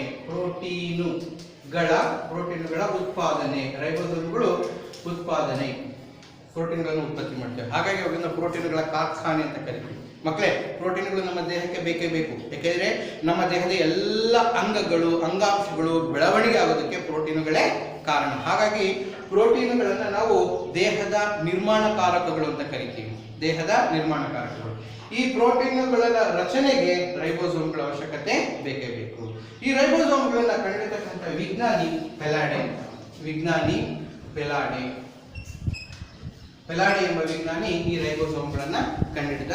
ಇಂತಹ ರೈಬೋಸೋಮ್ಗಳು ಪ್ರೋಟೀನ್ಗಳನ್ನು ಉತ್ಪಾದನೆ ಮಾಡುವುದರಿಂದ ಇವುಗಳನ್ನ ಪ್ರೋಟೀನ್ಗಳನ್ನು ಉತ್ಪಾದನೆ ಮಾಡುವ ಕಾರ್ಖಾನೆಗಳೆಂದು ಕರೆಯುತ್ತೇವೆ. ಹಾಗಾಗಿ ನಮ್ಮ ಜೀವಕೋಶದಲ್ಲಿರತಕ್ಕಂತಹ ರೈಬೋಸೋಮ್ಗಳು ಪ್ರೋಟೀನ್ಗಳ ಉತ್ಪಾದನೆಯಲ್ಲಿ ಪ್ರಮುಖ ಪಾತ್ರವನ್ನ ವಹಿಸುತ್ತವೆ. ಅರ್ಥ ಮಕ್ಕಳೇ, ಒಂದು ಪ್ರೋಟೀನ್ ಆಯ್ತು, ರೈಬೋಸೋಮ್ ಆಯ್ತು. ರೈಬೋಸೋಮ್ ಆದ್ಮೇಲೆ ಸೆಂಟ್ರಿಯೋಲ್ಗಳು ಅಥವಾ ಸೆಂಟ್ರೋಸೋಮ್ಗಳು ಅಂತ ಕರಿತೀವಿ. ಸೆಂಟ್ರಿಯೋಲ್ ಅಥವಾ ಸೆಂಟ್ರೋಸೋಮ್ ಅಂತ ಕರಿತೀವಿ. ಏನಿರ್ತವೆ? ಸಾಮಾನ್ಯವಾಗಿ ಸೆಂಟ್ರಿಯೋಲ್ಗಳನ್ನ ನಾವು ನ್ಯೂಕ್ಲಿಯಸ್ ಪಕ್ಕನೆ ಇರ್ತವೆ. ಮತ್ತೆ ಸೆಂಟ್ರಿಯೋಲ್ಗಳು ಯಾವಾಗಲೂ ನ್ಯೂಕ್ಲಿಯಸ್ ಪಕ್ಕನೆ ಇರ್ತವೆ. ಸೊ ಅವುಗಳ ರಚನೆ ಒಂದು ರೀತಿ ನೋಡಿ ಬರ್ತಿದ್ದೀನಲ್ಲ, ಈ ರೀತಿ ರಚನೆ ಇರ್ತದೆ. ಇದನ್ನ ನಾವು ಸೆಂಟ್ರಿಯೋಲ್ಗಳು ಅಂತ ಕರಿತೀವಿ. ಸೊ ಇಂತಹ ಸೆಂಟ್ರಿಯೋಲ್ಗಳನ್ನ ಕಂಡುಹಿಡಿದಂತಹ ವಿಜ್ಞಾನಿ ಬೊವೇರಿ ಎಂಬ ವಿಜ್ಞಾನಿ ಸೆಂಟ್ರಿಯೋಲ್ಗಳನ್ನ ಕಂಡುಹಿಡಿದ. ಹಾಗಾದ್ರೆ ಈ ಸೆಂಟ್ರಿಯೋಲ್ಗಳ ಕಾರ್ಯ ಏನು? ಒಂದು ಅಂಶ ಗಮನಿಸಿ, ಸೆಂಟ್ರಿಯೋಲ್ಗಳು ಪ್ರಾಣಿ ಜೀವಕೋಶದಲ್ಲಿ ಮಾತ್ರ ಇರ್ತವೆ, ಕೋಶ ವಿಭಜನೆಯಲ್ಲಿ ಸಹಾಯವನ್ನ ಮಾಡ್ತವೆ. ಅಷ್ಟು ತಿಳ್ಕೊಳ್ಳಿ ಸಾಕು. ಸೆಂಟ್ರಿಯೋಲ್ಗಳು ಪ್ರಾಣಿ ಜೀವಕೋಶದಲ್ಲಿ ಮಾತ್ರ ಇರ್ತವೆ, ಜೊತೆಗೆ ಕೋಶ ವಿಭಜನೆಯಲ್ಲಿ ಸಹಾಯವನ್ನ ಮಾಡ್ತವೆ. ಅರ್ಥ ಆಯ್ತಾ? ಆದರೆ ಇವೇ ಸೆಂಟ್ರಿಯೋಲ್ಗಳು ಸಸ್ಯ ಜೀವಕೋಶದಲ್ಲಿ ಇರುವುದಿಲ್ಲ. ಇದು ಸೆಂಟ್ರಿಯೋಲ್ಗಳ ಕಾರ್ಯ. ನೆಕ್ಸ್ಟ್, ಸೆಂಟ್ರಿಯೋಲ್ಗಳಾದ್ಮೇಲೆ ಪೊರೆರಹಿತ ಕಣದಂಗಗಳಾದ್ಮೇಲೆ ಪೊರೆ ಸಹಿತ ಕಣದಂಗಗಳನ್ನ 1 by 1 ನೋಡ್ಕೊಳ್ತಾ ಹೋಗೋಣ. ಮೊದಲಿಗೆ ನಾವು ಪೊರೆ ಸಹಿತ ಕಣದಂಗಗಳು ಪೊರೆ ಸಹಿತ ಕಣದಂಗಗಳು. ಅದರಲ್ಲಿ ಮೊದಲನೆಯದಾಗಿ ಮೈಟೋಕಾಂಡ್ರಿಯಾ. ನಿಮಗೆಲ್ಲ ಗೊತ್ತಿದೆ, ಮೈಟೋಕಾಂಡ್ರಿಯಾವನ್ನ ಸಾಮಾನ್ಯವಾಗಿ ಏನಂತ ಹೇಳ್ತೀವಿ? ಮೈಟೋಕಾಂಡ್ರಿಯಾವನ್ನ ಸಾಮಾನ್ಯವಾಗಿ power house of the cell, ಜೀವಕೋಶದ ಶಕ್ತಿಯ ಕೇಂದ್ರ, ಅಥವಾ ಶಕ್ತಿಯನ್ನ ಉತ್ಪಾದಿಸುವ ಕೇಂದ್ರ, ಶಕ್ತಿಯ ಕಣ, ಶಕ್ತಿಯ ಮನೆ ಅಂತ ಕರಿತೀವಿ ಅದನ್ನ ಮೈಟೊಕಾಂಡ್ರಿಯಾವನ್ನ. ಮಕ್ಕಳೇ, ಈ ಮೈಟೊಕಾಂಡ್ರಿಯಾ ಅತ್ಯಂತ ಪ್ರಮುಖವಾದಂತಹ ಒಂದು ಕೋಶದ ಕಣದಂಗ. ಹಾಗಾಗಿ ಮೈಟೊಕಾಂಡ್ರಿಯಾವನ್ನ ಕಂಡುಹಿಡಿದಂತಹ ವಿಜ್ಞಾನಿಗಳು ಇಬ್ಬರು ವಿಜ್ಞಾನಿಗಳು ಬರ್ತಾರೆ, ಕೊಲ್ಲಿಕರ್ ಮತ್ತು ಬೆಂಡೆ ಅಂತ. ಕೊಲ್ಲಿಕರ್ ಎಂಬ ವಿಜ್ಞಾನಿ, ಕೊಲ್ಲಿಕರ್ ಮತ್ತು ಬೆಂಡೆ ಮತ್ತು ಟಾಟನ್ ಅಂತ ಬರ್ತದೆ, ಅದರಲ್ಲಿ ಬೆಂಡೆ. ಈ ವಿಜ್ಞಾನಿಗಳು ಮೈಟೊಕಾಂಡ್ರಿಯಾವನ್ನ ಕಂಡುಹಿಡಿತಾರೆ. ಸರ್, ಮೈಟೊಕಾಂಡ್ರಿಯಾದ ರಚನೆ ಎಲ್ಲ ಹೇಗಿರುತ್ತೆ? ಸಿಂಪಲ್ ಆಗಿ ಹೇಳ್ತೀನಿ. ಅದಕ್ಕೆ ಒಂದು ಪೊರೆ ಆವೃತವಾಗಿರ್ತದೆ. ಪೊರೆಯನ್ನು ಆವೃತವಾಗಿ ಒಳಗಡೆ ಇದರಲ್ಲಿ ಗಾಳಿ ರಚನೆಗಳನ್ನ, ಕ್ರಿಸ್ಟೆ ಎಂಬ ರಚನೆಗಳನ್ನ ನಾವು ಕಾಣ್ತೀವಿ. ಈ ಕ್ರಿಸ್ಟೆ ಎಂಬ ರಚನೆಗಳಲ್ಲಿ ನಾವು ಮೈಟೊಕಾಂಡ್ರಿಯಾದಲ್ಲಿ ಶಕ್ತಿಯನ್ನು ಬಿಡುಗಡೆ ಮಾಡೋದಕ್ಕೆ ಕಾರಣ ಆಗಿರ್ತದೆ. ಹಾಗಾದ್ರೆ ಹೇಗೆ ಶಕ್ತಿ ಬಿಡುಗಡೆ ಆಗ್ತದೆ? ನಿಮ್ಗೆಲ್ಲ ಗೊತ್ತಿದೆ, ನಾವು ಆಹಾರವನ್ನು ಸೇವಿಸ್ತೀವಿ. ಸೇವಿಸಿದ ಆಹಾರ ರಕ್ತಗತವಾಗ್ತದೆ. ಯಾವ ರೀತಿ ರಕ್ತಗತ? ಪೋಷಕಾಂಶಗಳ ರೂಪದಲ್ಲಿ ರಕ್ತಗತವಾಗ್ತದೆ. ಅಂದ್ರೆ ಕಾರ್ಬೋಹೈಡ್ರೇಟ್ಗಳು, ಪ್ರೋಟೀನ್ಗಳು, ವಿಟಮಿನ್ಗಳು ಮತ್ತು ಕೊಬ್ಬಿನ ಪದಾರ್ಥಗಳು, ನಾರು ಪದಾರ್ಥಗಳು ಈ ರೀತಿ ಏನಾಗ್ತದೆ ಸರಳ ರೂಪಕ್ಕೆ ಬಂದು ರಕ್ತಗತವಾಗ್ತದೆ. ರಕ್ತಗತವಾದಾಗ ಈ ಕಾರ್ಬೋಹೈಡ್ರೇಟ್ಗಳಲ್ಲಿ ಏನಾಗ್ತವೆ? ಗ್ಲೂಕೋಸ್ C6H12O6 ಏನಾಗ್ತದೆ ರಕ್ತದಲ್ಲಿ ಸೇರ್ಕೊಂಡು ರಕ್ತ ಏನ್ ಮಾಡ್ತದೆ? ಜೀವಕೋಶಕ್ಕೆ ಹೋಗಿ ಜೀವಕೋಶದಲ್ಲಿ ಏನ್ ಮಾಡ್ತದೆ? ಈ ಗ್ಲೂಕೋಸ್ ಅನ್ನ ಜೀವಕೋಶಕ್ಕೆ ಕೊಡುತ್ತೆ. ಗ್ಲೂಕೋಸ್ ಅನ್ನ ಜೀವಕೋಶಕ್ಕೆ ಕೊಟ್ಟಾಗ ಈ ಗ್ಲೂಕೋಸ್ ಏನಾಗ್ತದೆ? ಮೈಟೊಕಾಂಡ್ರಿಯಾದ ಹತ್ರ ಬರ್ತದೆ. ಮೈಟೊಕಾಂಡ್ರಿಯಾದ ಹತ್ರ ಬಂದು ನಾನು ನಿಮ್ಗೆ ಹೇಳಿದೆ, ಕೋಶ ದ್ರವ್ಯದಲ್ಲಿ ಆಮ್ಲಜನಕ, ಇಂಗಾಲದ ಡೈಆಕ್ಸೈಡ್, ಪೋಷಕಾಂಶಗಳೆಲ್ಲ ಇರ್ತವೆ ಅಂತವ. So ಮೈಟೊಕಾಂಡ್ರಿಯಾದಲ್ಲಿ glucose ಆಮ್ಲಜನಕದೊಂದಿಗೆ ಉತ್ಕರ್ಷಣೆಗೊಳ್ಳುತ್ತದೆ. ಆಮ್ಲಜನಕದೊಂದಿಗೆ ಉತ್ಕರ್ಷಣೆಗೊಂಡು ಏನ್ ಬಿಡುಗಡೆ ಮಾಡ್ತದೆ? ಸ್ವಲ್ಪ ನೋಡಿ, ಅಬ್ಸರ್ವ್ ಮಾಡಿ. ಇಂಗಾಲದ ಡೈಆಕ್ಸೈಡ್ ಪ್ಲಸ್ ನೀರು ಪ್ಲಸ್ ಶಕ್ತಿಯನ್ನು ಬಿಡುಗಡೆ ಮಾಡುತ್ತೆ. ಶಕ್ತಿ ಇಲ್ಲಿ ಮೈಟೊಕಾಂಡ್ರಿಯಾದಲ್ಲಿ. ಈ ಮೈಟೊಕಾಂಡ್ರಿಯಾದಲ್ಲಿ ಬಿಡುಗಡೆಯಾಗುವ ಶಕ್ತಿ ಅವಶ್ಯಕತೆ ಇದ್ರೆ ನಮ್ಮ ದೇಹದ ಅಂಗಾಂಗಗಳು ಅವುಗಳನ್ನ ಬಳಸ್ಕೊಳ್ತವೆ ಶಕ್ತಿಯನ್ನ. ಇಲ್ಲ ಅಂದ್ರೆ ಏನಾಗ್ತದೆ? ಶಕ್ತಿಯನ್ನ ಜೀವಕೋಶಗಳಲ್ಲಿ ATP ಅಣುವಿನ ರೂಪದಲ್ಲಿ, ಅಡಿನೋಸಿನ್ ಟ್ರೈಫಾಸ್ಫೇಟ್ ಅಣುವಿನ ರೂಪದಲ್ಲಿ ಸಂಗ್ರಹಣೆ ಮಾಡಿಟ್ಕೊಳ್ತದೆ. ಅವಶ್ಯಕತೆ ಇದ್ದಾಗ ಆ ATP ಅಡಿನೋಸಿನ್ ಟ್ರೈಫಾಸ್ಫೇಟ್ ಅಣು ಏನಾಗ್ತದೆ? ಅವಶ್ಯಕತೆ ಇದ್ದಾಗ ಏನಾಗ್ತದೆ? ಅದು ಆಯಾ ಅಂಗಗಳಲ್ಲಿ ಶಕ್ತಿಯನ್ನು ಬಿಡುಗಡೆ ಮಾಡುತ್ತೆ.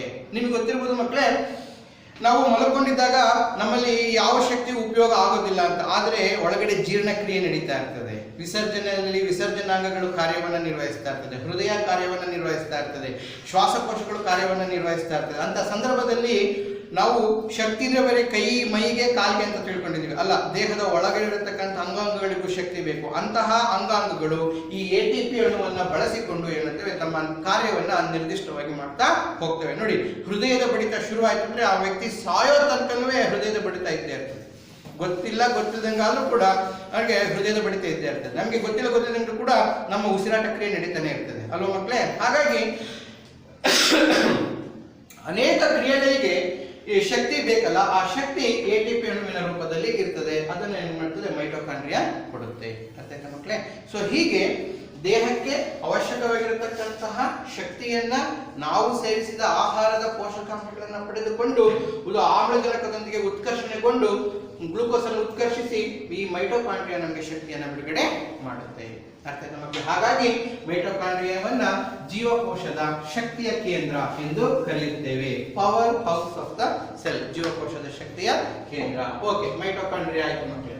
ಮೈಟೊಕಾಂಡ್ರಿಯಾದ ನಂತರ ಇನ್ನೊಂದು ವೆರಿ ಇಂಪಾರ್ಟೆಂಟ್ ಅಂದ್ರೆ ಎರಡನೇದು ಕ್ಲೋರೋಪ್ಲಾಸ್ಟ್ಗಳು. ಕ್ಲೋರೋಪ್ಲಾಸ್ಟ್ ಅಥವಾ ಪ್ಲಾಸ್ಟಿಡ್ ಅಂತ ಕರಿತೀವಿ, ಅಥವಾ ಕ್ಲೋರೋಪ್ಲಾಸ್ಟ್ ಅಂತ ಕರಿತೀವಿ. ಕ್ಲೋರೋಪ್ಲಾಸ್ಟ್ ಇದು ಕೂಡ ಪೊರೆ ಸಹಿತ ಕಣದಂಗ. ಮೈಟೊಕಾಂಡ್ರಿಯಾ ಸಸ್ಯ ಜೀವಕೋಶ ಮತ್ತು ಪ್ರಾಣಿ ಜೀವಕೋಶ ಎರಡರಲ್ಲೂ ಇರುತ್ತೆ. ಯಾಕೆಂದ್ರೆ ಸಸ್ಯಗಳಿಗೂ ಶಕ್ತಿ ಬೇಕು, ಪ್ರಾಣಿಗಳಿಗೂ ಶಕ್ತಿ ಬೇಕು. ಆದರೆ ಈ ಕ್ಲೋರೋಪ್ಲಾಸ್ಟ್ ಇದೆಯಲ್ಲ, ಈ ಕ್ಲೋರೋಪ್ಲಾಸ್ಟ್ ಸಸ್ಯ ಜೀವಕೋಶದಲ್ಲಿ ಮಾತ್ರ ಇರುತ್ತೆ, ಪ್ರಾಣಿ ಜೀವಕೋಶದಲ್ಲಿ ಇರೋದಿಲ್ಲ. ಯಾಕೆ ಸರ್ ಅಂತ ನೀವು ಕೇಳಬಹುದು. ನೋಡಿ, ಯಾವ ಜೀವಿಗಳು ತಮ್ಮ ಆಹಾರವನ್ನ ತಾವೇ ತಯಾರಿಸುತ್ತವೆಯೋ, ಅಂದ್ರೆ ಸೂರ್ಯನ ಬೆಳಕನ್ನ, ಸೂರ್ಯನ ಕಿರಣಗಳನ್ನ ಬಳಸಿಕೊಂಡು ತಮ್ಮ ಆಹಾರವನ್ನ ತಾವೇ ತಯಾರಿಸುತ್ತವೆಯೋ ಅಂತಹ ಜೀವಿಗಳನ್ನ ನಾವು ಸ್ವಪೋಷಕಗಳು ಅಂತ ಕರಿತೀವಿ. ಅಂತಹ ಜೀವಿಗಳೇ ಸಸ್ಯಗಳು. ಹಾಗಾದ್ರೆ ಇಂತಹ ಸ್ವಪೋಷಕಗಳಲ್ಲಿ ಕ್ರಿಯೆ ನಡೀಬೇಕಲ್ಲ, ಕ್ರಿಯೆ ಹೆಸರೇನೇನ್ರಿ ನೋಡೋಣ? ಅದೇ ದ್ಯುತಿ ಸಂಶ್ಲೇಷಣ ಕ್ರಿಯೆ. ಅಂತಹ ದ್ಯುತಿ ಸಂಶ್ಲೇಷಣ ಕ್ರಿಯೆ ನಡೀಬೇಕು ಅಂದ್ರೆ ಅವರಲ್ಲಿ ಪತ್ರ ಹರಿತು ಕನ್ನಡದಲ್ಲಿ ಪತ್ರ ಹರಿತು, ಇಂಗ್ಲಿಷ್ ಅದನ್ನ ಕ್ಲೋರೋಪ್ಲಾಸ್ಟ್ ಅಂತ ಕರಿತೀವಿ. ಆ ಕ್ಲೋರೋಪ್ಲಾಸ್ಟ್ ಅಲ್ಲಿ ಆ ಕ್ರಿಯೆ ಜರುಗಬೇಕು. ಯಾಕೆಂದ್ರೆ ಪ್ರಾಣಿಗಳು ಯಾವ ಆಹಾರ ತಯಾರು ಮಾಡೋದಿಲ್ಲ, ಸಸ್ಯಗಳು ತಯಾರು ಮಾಡಿದ ಆಹಾರ ಚೆನ್ನಾಗಿ ತಿಂದುಬಿಡ್ತಾರೆ. ಯಾಕೆಂದ್ರೆ ಪ್ರಾಣಿಗಳಿಗೆ ಆ ಶಕ್ತಿ ಆಗಲಿ ಆ ಸಾಮರ್ಥ್ಯ ಆಗಲಿ ಇರೋದಿಲ್ಲ, ಆದ್ರೆ ಸಸ್ಯಗಳಿಗೆ ಆ ಸಾಮರ್ಥ್ಯ ಇದೆ, ತಮ್ಮ ಆಹಾರವನ್ನ ತಾವೇ ತಯಾರಿಸ್ತವೆ. ಅದು ದ್ಯುತಿ ಸಂಶ್ಲೇಷಣ ಕ್ರಿಯೆಯ ಮೂಲಕ ತಯಾರಿಸಬೇಕಾದ್ರೆ ದ್ಯುತಿ ಸಂಶ್ಲೇಷಣ ಕ್ರಿಯೆ ಎಲೆಗಳು ಹಚ್ಚ ಹಸಿರಾಗಿರ್ತವೆ. ಆ ಹಸಿರಾಗಿರ್ತಕ್ಕಂಥ ಭಾಗಗಳಲ್ಲಿ ನಾವು ಈ ಕ್ಲೋರೋಪ್ಲಾಸ್ಟ್ ಗಳನ್ನ, ಜೀವಕೋಶಗಳ ಒಳಗಡೆ ಕ್ಲೋರೋಪ್ಲಾಸ್ಟ್ ಗಳನ್ನ ಕರಿತೀವಿ. ಈ ಕ್ಲೋರೋಪ್ಲಾಸ್ಟ್ ಗಳು ಏನ್ ಮಾಡ್ತವೆ, ಆಹಾರ ಪದಾರ್ಥಗಳನ್ನ ತಯಾರು ಮಾಡ್ತವೆ. ಅರ್ಥ ಆಯ್ತಲ್ಲ? ಅದಕ್ಕೋಸ್ಕರನೇ ಜೀವಕೋಶದ ಅಡುಗೆ ಮನೆ ಅಂತ ಕರೀತೀವಿ. ಕ್ಲೋರೋಪ್ಲಾಸ್ಟ್ ಅನ್ನ ಜೀವಕೋಶದ ಅಡುಗೆ ಮನೆ ಅಂತ ಕರಿತೀವಿ. ಇಂತಹ ಕ್ಲೋರೋಪ್ಲಾಸ್ಟ್ಗಳು ಸೂರ್ಯನ ಪ್ರಕಾಶವಾದಂತಹ ಬೆಳಕಿನ ಕಿರಣಗಳಿದ್ದಾಗ ಹೆಚ್ಚಿನ ಪ್ರಮಾಣದಲ್ಲಿ ಆಹಾರವನ್ನ ತಯಾರು ಮಾಡ್ತವೆ ದ್ಯುತಿ ಸಂಶ್ಲೇಷಣ ಕ್ರಿಯೆಯಲ್ಲಿ. ಈ ಕ್ಲೋರೋಪ್ಲಾಸ್ಟ್ ಗಳನ್ನ ಕಂಡುಹಿಡಿದಂತಹ ವಿಜ್ಞಾನಿ ಶಿಂಫರ್ ಎಂಬ ವಿಜ್ಞಾನಿ ಈ ಕ್ಲೋರೋಪ್ಲಾಸ್ಟ್ ಗಳನ್ನ ಕಂಡುಹಿಡಿದ. ಹಾಗಾಗಿ ಕ್ಲೋರೋಪ್ಲಾಸ್ಟ್ಗಳು ಸಸ್ಯದಲ್ಲಿ ಅಡುಗೆ ಮನೆಗಳ ರೀತಿ ಕಾರ್ಯವನ್ನ ನಿರ್ವಹಿಸ್ತವೆ. ಅರ್ಥ ಆಯ್ತಾ ಮಕ್ಕಳೇ? ಯಾವುದೇ ಸಸ್ಯದಲ್ಲಿ ಅದು ಕ್ಲೋರೋಪ್ಲಾಸ್ಟ್ ಇಲ್ಲ ಅಂದ್ರೆ ಅದು ಸಸ್ಯನೇ ಅಲ್ಲ. ಅರ್ಥ ಆಯ್ತಾ ಮಕ್ಕಳೇ? ಅದಕ್ಕೆ ಒಂದು ವ್ಯತ್ಯಾಸ ಕೊಟ್ಬಿಡ್ತೀನಿ ಮಕ್ಕಳೇ. ಈ ಶಿಲೀಂಧ್ರಗಳಲ್ಲಿ ಕ್ಲೋರೋಪ್ಲಾಸ್ಟ್ಗಳು ಇರೋದಿಲ್ಲ, ಆದ್ರೆ ಶಿಲೀಂಧ್ರಗಳನ್ನ ಒಂದು ಜೀವಿಗಳ ಒಂದು ವರ್ಗದಲ್ಲಿ ಇಟ್ಟಿದ್ದೀವಿ. ಶಿಲೀಂಧ್ರಗಳಿಗೆ ಅವೇನಿದ್ರು ಕೊಳೆತಿನಿಗಳು, ಕೊಳೆತೋದಂತಹ ವಸ್ತುಗಳ ಮೇಲೆ ಬೆಳೆಯತಕ್ಕಂತಹ ಪೋಷಕಾಂಶಗಳನ್ನು ಅವುಗಳಿಂದ ಪಡೆಯತಕ್ಕಂಥವುಗಳನ್ನ ಕೊಳೆತಿನಿಗಳು ಅಂತ ಕರಿತೀವಿ. ಅದಾಯ್ತಲ್ಲ? ಆದ್ರೆ ಅವುಗಳನ್ನ ಸಸ್ಯಗಳು ಅನ್ನಲ್ಲ. ಶಿಲೀಂಧ್ರಗಳನ್ನ ಸಪರೇಟ್ ಆಗಿ ಜೀವಿಗಳು, ಅವೇ ಸಪರೇಟ್ ಜೀವಿಗಳು ಅಂತ ಹೇಳ್ತೀವಿ. ಅವುಗಳು ಕೂಡ ನೀರನ್ನ ಹೀರ್ಕೊಳ್ತವೆ, ಪೋಷಕಾಂಶಗಳನ್ನ ಹೀರ್ಕೊಳ್ತವೆ, ಅರ್ಥಾಯ್ತಲ್ಲ, ಬೆಳಿತವೆ, ಮಾಡ್ತವೆ. ಆದ್ರೆ ಶಿಲೀಂಧ್ರಗಳನ್ನ, ಯಾಕಂದ್ರೆ ಕ್ಲೋರೋಫಿಲ್ ಏನಾದ್ರು ಅವುಗಳಲ್ಲಿ ಇದ್ದಿದ್ರೆ ಅವುಗಳನ್ನು ಸಸ್ಯದ ಗುಂಪಿಗೆ ಸೇರಿಸ್ತಿದ್ವಿ. ಅರ್ಥಾಯ್ತಾ ಮಕ್ಕಳೇ? ಆದ್ರೆ ಕ್ಲೋರೋಪ್ಲಾಸ್ಟ್ ಶಿಲೀಂಧ್ರಗಳಲ್ಲಿ ಇರೋದಿಲ್ಲ.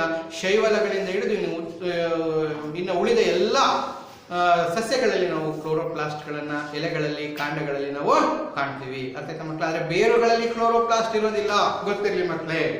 ಕ್ಲೋರೋಪ್ಲಾಸ್ಟ್ ಇರೋದಿದ್ರು ಕಾಂಡದಲ್ಲಿ. ಅರ್ಥ ಆಯ್ತಾ? ಸೊ ಹಾಗಾಗಿ ಕ್ಲೋರೋಪ್ಲಾಸ್ಟ್ ಅನ್ನ ನಾವು ಅಡುಗೆ ಮನೆ, ಜೀವಕೋಶದ ಅಡುಗೆ ಮನೆ ಎಂದು ಕರೆಯುತ್ತೇವೆ. ಇನ್ನು ಕ್ಲೋರೋಪ್ಲಾಸ್ಟ್ ಆದ್ಮೇಲೆ ಗಾಲ್ಗಿ ಸಂಕೀರ್ಣ, ಗಾಲ್ಗಿ ಕಾಂಪ್ಲೆಕ್ಸ್, ಗಾಲ್ಗಿ ಸಂಕೀರ್ಣ ಅಥವಾ ಗಾಲ್ಗಿ ಕಾಂಪ್ಲೆಕ್ಸ್, ಗಾಲ್ಗಿ ಸಂಕೀರ್ಣ, ಗಾಲ್ಗಿ ಸಂಕೀರ್ಣ, ಗಾಲ್ಗಿ ಸಂಕೀರ್ಣ. ನೀವು ಚಿತ್ರವನ್ನು ನೋಡಿದಾಗ ಈ ರೀತಿಯಾದಂತಹ ರಚನೆಗಳನ್ನ ಅಲ್ಲಿ ಕಾಣ್ತೀರ, ಚಿತ್ರದಲ್ಲಿ ಕಾಣ್ತೀರ. ಗಾಲ್ಗಿ ಸಂಕೀರ್ಣ ಅಂದ್ರೆ ಎಂಡೋಪ್ಲಾಸ್ಮಿಕ್ ರೆಟಿಕ್ಯುಲಮ್ ನಿಂದನೇ ರಚನೆಯಾಗಿರತಕ್ಕಂತಹ ಇವುಗಳೆಲ್ಲ ಗಾಲ್ಗಿ ಸಂಕೀರ್ಣ ಅಂತ ಕರಿತೀವಿ. ಈ ಗಾಲ್ಗಿ ಸಂಕೀರ್ಣಗಳನ್ನ ಕಂಡಿಡಿದಂತಹ ವಿಜ್ಞಾನಿ ಕೆಮಿಲಿಯೋ ಗಾಲ್ಗಿ ಅಂತ. ಕೆಮಿಲಿಯೋ ಗಾಲ್ಗಿ, ಗಾಲ್ಗಿ ಸಂಕೀರ್ಣಗಳನ್ನ ಕಂಡಿದ್ದಾರೆ. ಸಾಧಾರಣವಾಗಿ ಇವು ಕೂಡ, ಈ ಗಾಲ್ಗಿ ಸಂಕೀರ್ಣಗಳು ಕೂಡ ಈ ಪ್ರೋಟೀನ್ಗಳ ಉತ್ಪಾದನೆಯಲ್ಲಿ ಸಹಾಯವನ್ನ ಮತ್ತೆ ಜೀವಕೋಶಕ್ಕೆ ಆಧಾರವನ್ನ ಕೊಡುವಲ್ಲಿ ಸಹಾಯವನ್ನ ಮಾಡ್ತವೆ. ಅರ್ಥ ಮಕ್ಕಳೇ? ಸೊ ಅದಾದ್ಮೇಲೆ ಗಾಲ್ಗಿ ಸಂಕೀರ್ಣ ಆದ್ಮೇಲೆ ಇನ್ನೊಂದು ಪ್ರಮುಖವಾದಂಥದ್ದು ಮತ್ತು ಇಡೀ ಜೀವಕೋಶದ ಬೆನ್ನೆಲುಬು ಅಂತ ಕರೆಯತಕ್ಕಂಥದ್ದು ಎಂಡೋಪ್ಲಾಸ್ಮಿಕ್ ರೆಟಿಕ್ಯುಲಮ್. ಎಂಡೋಪ್ಲಾಸ್ಮಿಕ್ ರೆಟಿಕ್ಯುಲಮ್,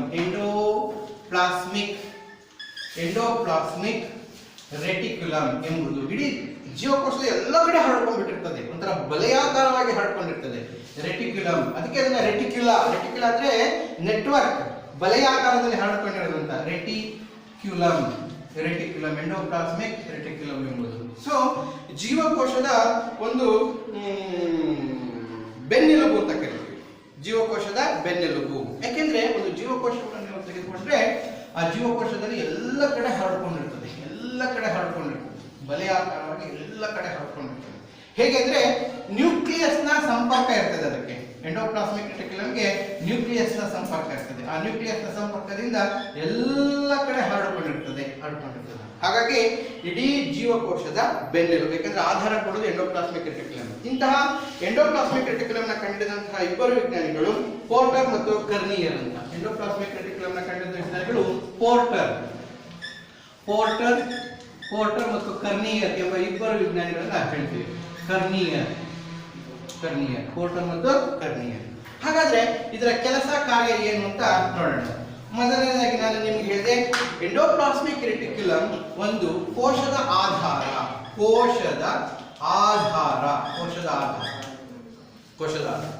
ಎರಡನೆಯದು ನ್ಯೂಕ್ಲಿಯಸ್ ಮತ್ತು ಸೈಟೋಪ್ಲಾಸಂ, ಕೋಶ ದ್ರವ್ಯ, ಅವೆರಡರ ನಡುವೆ ಸಂಪರ್ಕವನ್ನು ಕಲ್ಪಿಸಿ ನ್ಯೂಕ್ಲಿಯಸ್ ನಲ್ಲಿ ಅನಾವಶ್ಯಕವಾಗಿ ಬೇಡವಾಗಿರತಕ್ಕಂತಹ ತ್ಯಾಜ್ಯ ವಸ್ತುಗಳೇನಾದ್ರೂ ಇದ್ರೆ ಎಂಡೋಪ್ಲಾಸ್ಮಿಕ್ ರೆಟಿಕ್ಯುಲಮ್ ಮೂಲಕ ಹೊರಬರುತ್ತೆ.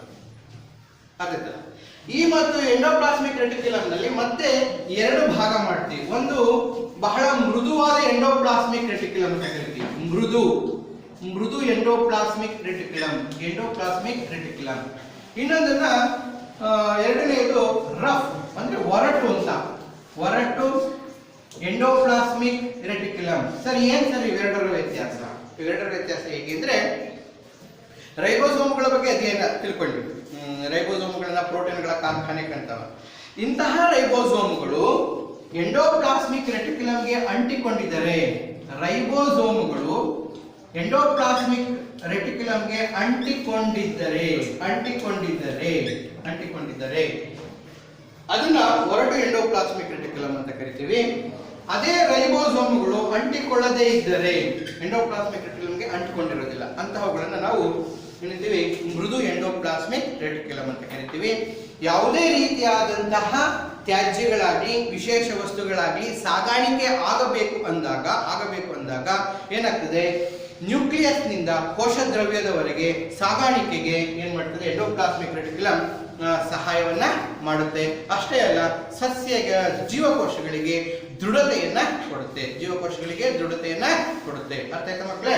ಸೊ ಅದು ಎಂಡೋಪ್ಲಾಸ್ಮಿಕ್ ರೆಟಿಕ್ಯುಲಮ್. ಇನ್ನು ಅದಾದ್ಮೇಲೆ ಎಂಡೋಪ್ಲಾಸ್ಮಿಕ್ ರೆಟಿಕ್ಯುಲಮ್ ಆದ್ಮೇಲೆ ಇನ್ನೊಂದು ಇಂಪಾರ್ಟೆಂಟ್ ಯಾವ್ದಂದ್ರೆ ಲೈಸೋಸೋಮ್ ಮಕ್ಕಳೇ. ಲೈಸೋಸೋಮ್ ನಿಮಗೆಲ್ಲ ಗೊತ್ತಿದೆ, ಇದನ್ನ ಸುಸೈಡ್ ಬ್ಯಾಗ್ಸ್ ಅಂತ ಕರಿತೀವಿ. ಲೈಸೋಸೋಮ್ ಈ ಕನ್ನಡದಲ್ಲಿ ಹೇಳ್ಬೇಕು ಅಂದ್ರೆ ಆತ್ಮಹತ್ಯಾ ಸಂಚಿ ಅಂತ ಕರಿತೀವಿ. ಆತ್ಮಹತ್ಯಾ ಸಂಚಿ ಯಾವ್ದಿದು ಆತ್ಮಹತ್ಯಾ ಸಂಚಿ? ಯಾಕೆ ಅದು ಆತ್ಮಹತ್ಯಾ ಸಂಚಿ ತರ ವರ್ತನೆ ಮಾಡುತ್ತೆ ಅಂತ ನಾವು ನೋಡಿದಾಗ, ಲೈಸೋಸೋಮ್ ಅತ್ಯಂತ ಚಿಕ್ಕದಾದಂತಹ ಒಂದು ಕಣದಂಗ. ಈ ಕಣದಂಗದ ಜೊತೆಗೆ ಇದು ವಿಶೇಷವಾದಂತಹ ಎನ್ಸೈಮ್ಗಳನ್ನ ಕಿಣ್ವಗಳನ್ನ ಹೊಂದಿರುತ್ತೆ. ಒಳಗಡೆ ಕಿಣ್ವಗಳನ್ನ ಮಕ್ಕಳೇ, ಜೀವಕೋಶಕ್ಕೆ ಏನಾದರೂ ತೊಂದರೆ ಆಯಿತು, ಆ ಜೀವಕೋಶ ವಿಭಜನೆ ಆಗೋದಕ್ಕೆ ಶಕ್ತಿ ಸಾಮರ್ಥ್ಯ ಇಲ್ಲ, ಆ ಜೀವಕೋಶಕ್ಕೆ ರೋಗ ಬಂದ್ಬಿಟ್ಟಿದೆ, ಅದು ಬೇರೆ ಜೀವಕೋಶಗಳಿಗೆ ಹೊಂದಿಕೆ ಆಗೋದಿಲ್ಲ ಅನ್ನೋ ಸಂದರ್ಭದಲ್ಲಿ ಏನ್ ಮಾಡ್ತದೆ ಅಂದ್ರೆ, ಈ ಕಿಣ್ವ ಇದೆಯಲ್ಲ, ಈ ಕಿಣ್ವ ತನ್ನಷ್ಟಕ್ಕೆ ತಾನು ಏನ್ ಮಾಡ್ತದೆ, ಬ್ಲಾಸ್ಟ್ ಆಗ್ತದೆ. ತನ್ನಷ್ಟಕ್ಕೆ ತಾನೇ ಈ ಲೈಸೋಸೋಮ್ ಇರತಕ್ಕ ಕಿಣ್ವ ಏನಾಗ್ತದೆ, ಬ್ಲಾಸ್ಟ್ ಆಗಿ ಇಡೀ ಜೀವಕೋಶವನ್ನ ಸಾಯಿಸುತ್ತೆ, ನಾಶ ಅರಿತಲ್ಲ. ಯಾಕೆಂದ್ರೆ ಅದರಿಂದ ಏನು ಪ್ರಯೋಜನ ಇಲ್ಲ. ಹಾಗಾಗಿ ಏನು ಪ್ರಯೋಜನ ಇಲ್ಲ ಅಂದಾಗ, ಜೀವಕೋಶದ ಅವಶ್ಯಕತೆ ಇಲ್ಲ ಅಂದಾಗ, ಈ ಲೈಸೋಸೋಮ್ ತನ್ನಷ್ಟಕ್ಕೆ ತಾನೇ ಒಡ್ಕೊಂಡು ಇಡೀ ಸಂಪೂರ್ಣ ಜೀವಕೋಶವನ್ನ ನಾಶ ಮಾಡಿ ಇನ್ನು ಉಳಿದ ಜೀವಕೋಶಗಳಿಗೆ ಏನೂ ತೊಂದರೆ ಆಗದ ಹಾಗೆ ನೋಡ್ಕೊಳ್ಳುತ್ತೆ. ಅರ್ಥ ಆಯ್ತಾ ಮಕ್ಕಳೇ? ಹಾಗಾಗಿ ನಾವು ಲೈಸೋಸೋಮ್ ಅನ್ನ ಆತ್ಮಹತ್ಯಾ ಸಂಚಿ ಎಂದು ಕರೆಯುತ್ತೇವೆ. ಆತ್ಮಹತ್ಯಾ ಸಂಚಿ ಅಂತ ಕರಿತೀವಿ. ಈ ಲೈಸೋಸೋಮ್ ಅನ್ನ ಕಂಡುಹಿಡಿದಂತಹ ವಿಜ್ಞಾನಿ ಡೂವೆ ಎಂಬ ವಿಜ್ಞಾನಿ. ಲೈಸೋಸೋಮ್ಗಳನ್ನ ಕಂಡ ವಿಜ್ಞಾನಿ ಡೂವೆ ಎಂಬ ವಿಜ್ಞಾನಿ ಕಂಡುಹಿಡಿತಾರೆ. ಸೊ ಹೀಗೆ ಮಕ್ಕಳೇ, ಒಂದಲ್ಲ ಒಂದು ರೀತಿಯಲ್ಲಿ ನಾವು ಜೀವಕೋಶದ ಕೋಶ ದ್ರವ್ಯದಲ್ಲಿರತಕ್ಕಂಥ ಕಣದಂಗಗಳ ಕಾರ್ಯವನ್ನ ಅದನ್ನ ಕಂಡಿದ್ದಂಥ ವಿಜ್ಞಾನಿಗಳನ್ನ ತಿಳ್ಕೊಂಡಿದ್ವಿ. ಇನ್ನು ಮೂರನೆಯದಾಗಿ ಯಾವುದು ಅತ್ಯಂತ ಜೀವಕೋಶದ ಮೂರನೆಯ ಭಾಗ ಕೋಶ ಕೇಂದ್ರ. ಜೀವಕೋಶದ ಮೂರನೇ ಭಾಗ ಕೋಶ ಕೇಂದ್ರ ಬಹಳ ಇಂಪಾರ್ಟೆಂಟ್. ನಿಮಗೆ ಗೊತ್ತಿದೆ, ಇಂಗ್ಲಿಷ್ ಇದನ್ನ ನ್ಯೂಕ್ಲಿಯಸ್ ಅಂತ ಕರಿತೀವಿ. ಈ ನ್ಯೂಕ್ಲಿಯಸ್ ಅನ್ನ head master of the cell ಅಥವಾ ಹೆಡ್ ಆಫ್ ದ ಸೆಲ್ ಅಂತ ಕರಿತೀವಿ. ಜೀವಕೋಶದ ಮುಖ್ಯಸ್ಥ. ಕೋಶ ದ್ರವ್ಯದಲ್ಲಿ ಕೋಶದ ಕಣದಂಗಗಳು ಏನೇ ಕ್ರಿಯೆಗಳನ್ನ ಮಾಡಿದ್ರು, ಏನೇ ಕಾರ್ಯವನ್ನ ಮಾಡಿದ್ರು, ಆ ಕಾರ್ಯಗಳು ಮತ್ತು ಕ್ರಿಯೆಗಳನ್ನ ಮೇಂಟೈನ್ ಮಾಡತಕ್ಕಂತಹ, ಅವುಗಳನ್ನ ಹಿಡಿತದಲ್ಲಿಟ್ಕೊಳ್ತಕ್ಕಂಥ ಕಾರ್ಯವನ್ನ ಕೋಶ ಕೇಂದ್ರ ಮಾಡುತ್ತೆ. ಇದು ಕೂಡ ಪೊರೆ ಸಹಿತವಾಗಿರತಕ್ಕಂತಹ ಕೋಶ ಕೇಂದ್ರ. ಈ ಕೋಶ ಕೇಂದ್ರವನ್ನ ಕಂಡುಹಿಡಿದಂತಹ ವಿಜ್ಞಾನಿ ರಾಬರ್ಟ್ ಬೋನ್. ಸೊ ಪೊರೆಯಾಗಿರ್ತದೆ ಈ ರೀತಿ. ಇದರ ಒಳಗಡೆ ನಾವು ನ್ಯೂಕ್ಲಿಯೋಲಸ್ ಅನ್ನ ಕಾಣ್ತೀವಿ. ಒಂದು ಕಡೆ ನ್ಯೂಕ್ಲಿಯೋಲಸ್. ಇನ್ನ ಬಣ್ಣದ ದಾರದ ಎಳೆಗಳನ್ನ ಕಾಣ್ತೀವಿ. ಬಣ್ಣದ ದಾರದ ಎಳೆಗಳನ್ನ ಇವುಗಳನ್ನ ನಾವು ಕ್ರೋಮೋಸೋಮ್ಗಳು ಅಂತ ಕರಿತೀವಿ. ಕ್ರೋಮೋಸೋಮ್ಗಳು. ಸೊ ನ್ಯೂಕ್ಲಿಯಸ್ ಅನ್ನ ಕಂಡುಹಿಡಿತಕ್ಕಂತಹ ವಿಜ್ಞಾನಿ ರಾಬರ್ಟ್ ಬ್ರೌನ್ ಎಂಬ ವಿಜ್ಞಾನಿ. Robert brown. ಅದ್ರ ಜೊತೆಗೆ ಕೋಶ ಕೇಂದ್ರ ಇದೆ. ಆ ಕೋಶ ಕೇಂದ್ರ ಅದನ್ನ ಕಂಡುಹಿಡಿತಕ್ಕಂತಹ ವಿಜ್ಞಾನಿ ಫಾಂಟಾನಾ ಅಂತ. ಇದನ್ನ ಕಂಡುಹಿಡಿತಕ್ಕಂತಹ ವಿಜ್ಞಾನಿ ಕೋಶ ಕೇಂದ್ರವನ್ನ ಕಂಡುಹಿಡಿದಂತಹ ವಿಜ್ಞಾನಿ ಫಾಂಟಾನಾ ಅಂತ ಎಂಬ ವಿಜ್ಞಾನಿ. ಇವನ್ನ ನಾವು ವರ್ಣತಂತುಗಳು ಅಂತ ಕರಿತೀವಿ, ಅಥವಾ DNA ಅಂತ ಕರಿತೀವಿ, ಅಥವಾ ಕ್ರೋಮೋಸೋಮ್ಗಳು ಅಂತ ಕರಿತೀವಿ. DNA ಅಥವಾ ವರ್ಣತಂತುಗಳು ಇವುಗಳನ್ನ ಕಂಡುಹಿಡಿತಕ್ಕಂತಹ ಇಬ್ಬರು ವಿಜ್ಞಾನಿಗಳು ಇಲ್ಲಿ ಬರ್ತಾರೆ. ಒಂದು ನೆಗೆಲಿ ಮತ್ತು ವಾಲ್ಡೇಯರ್. ನೆಗೆಲಿ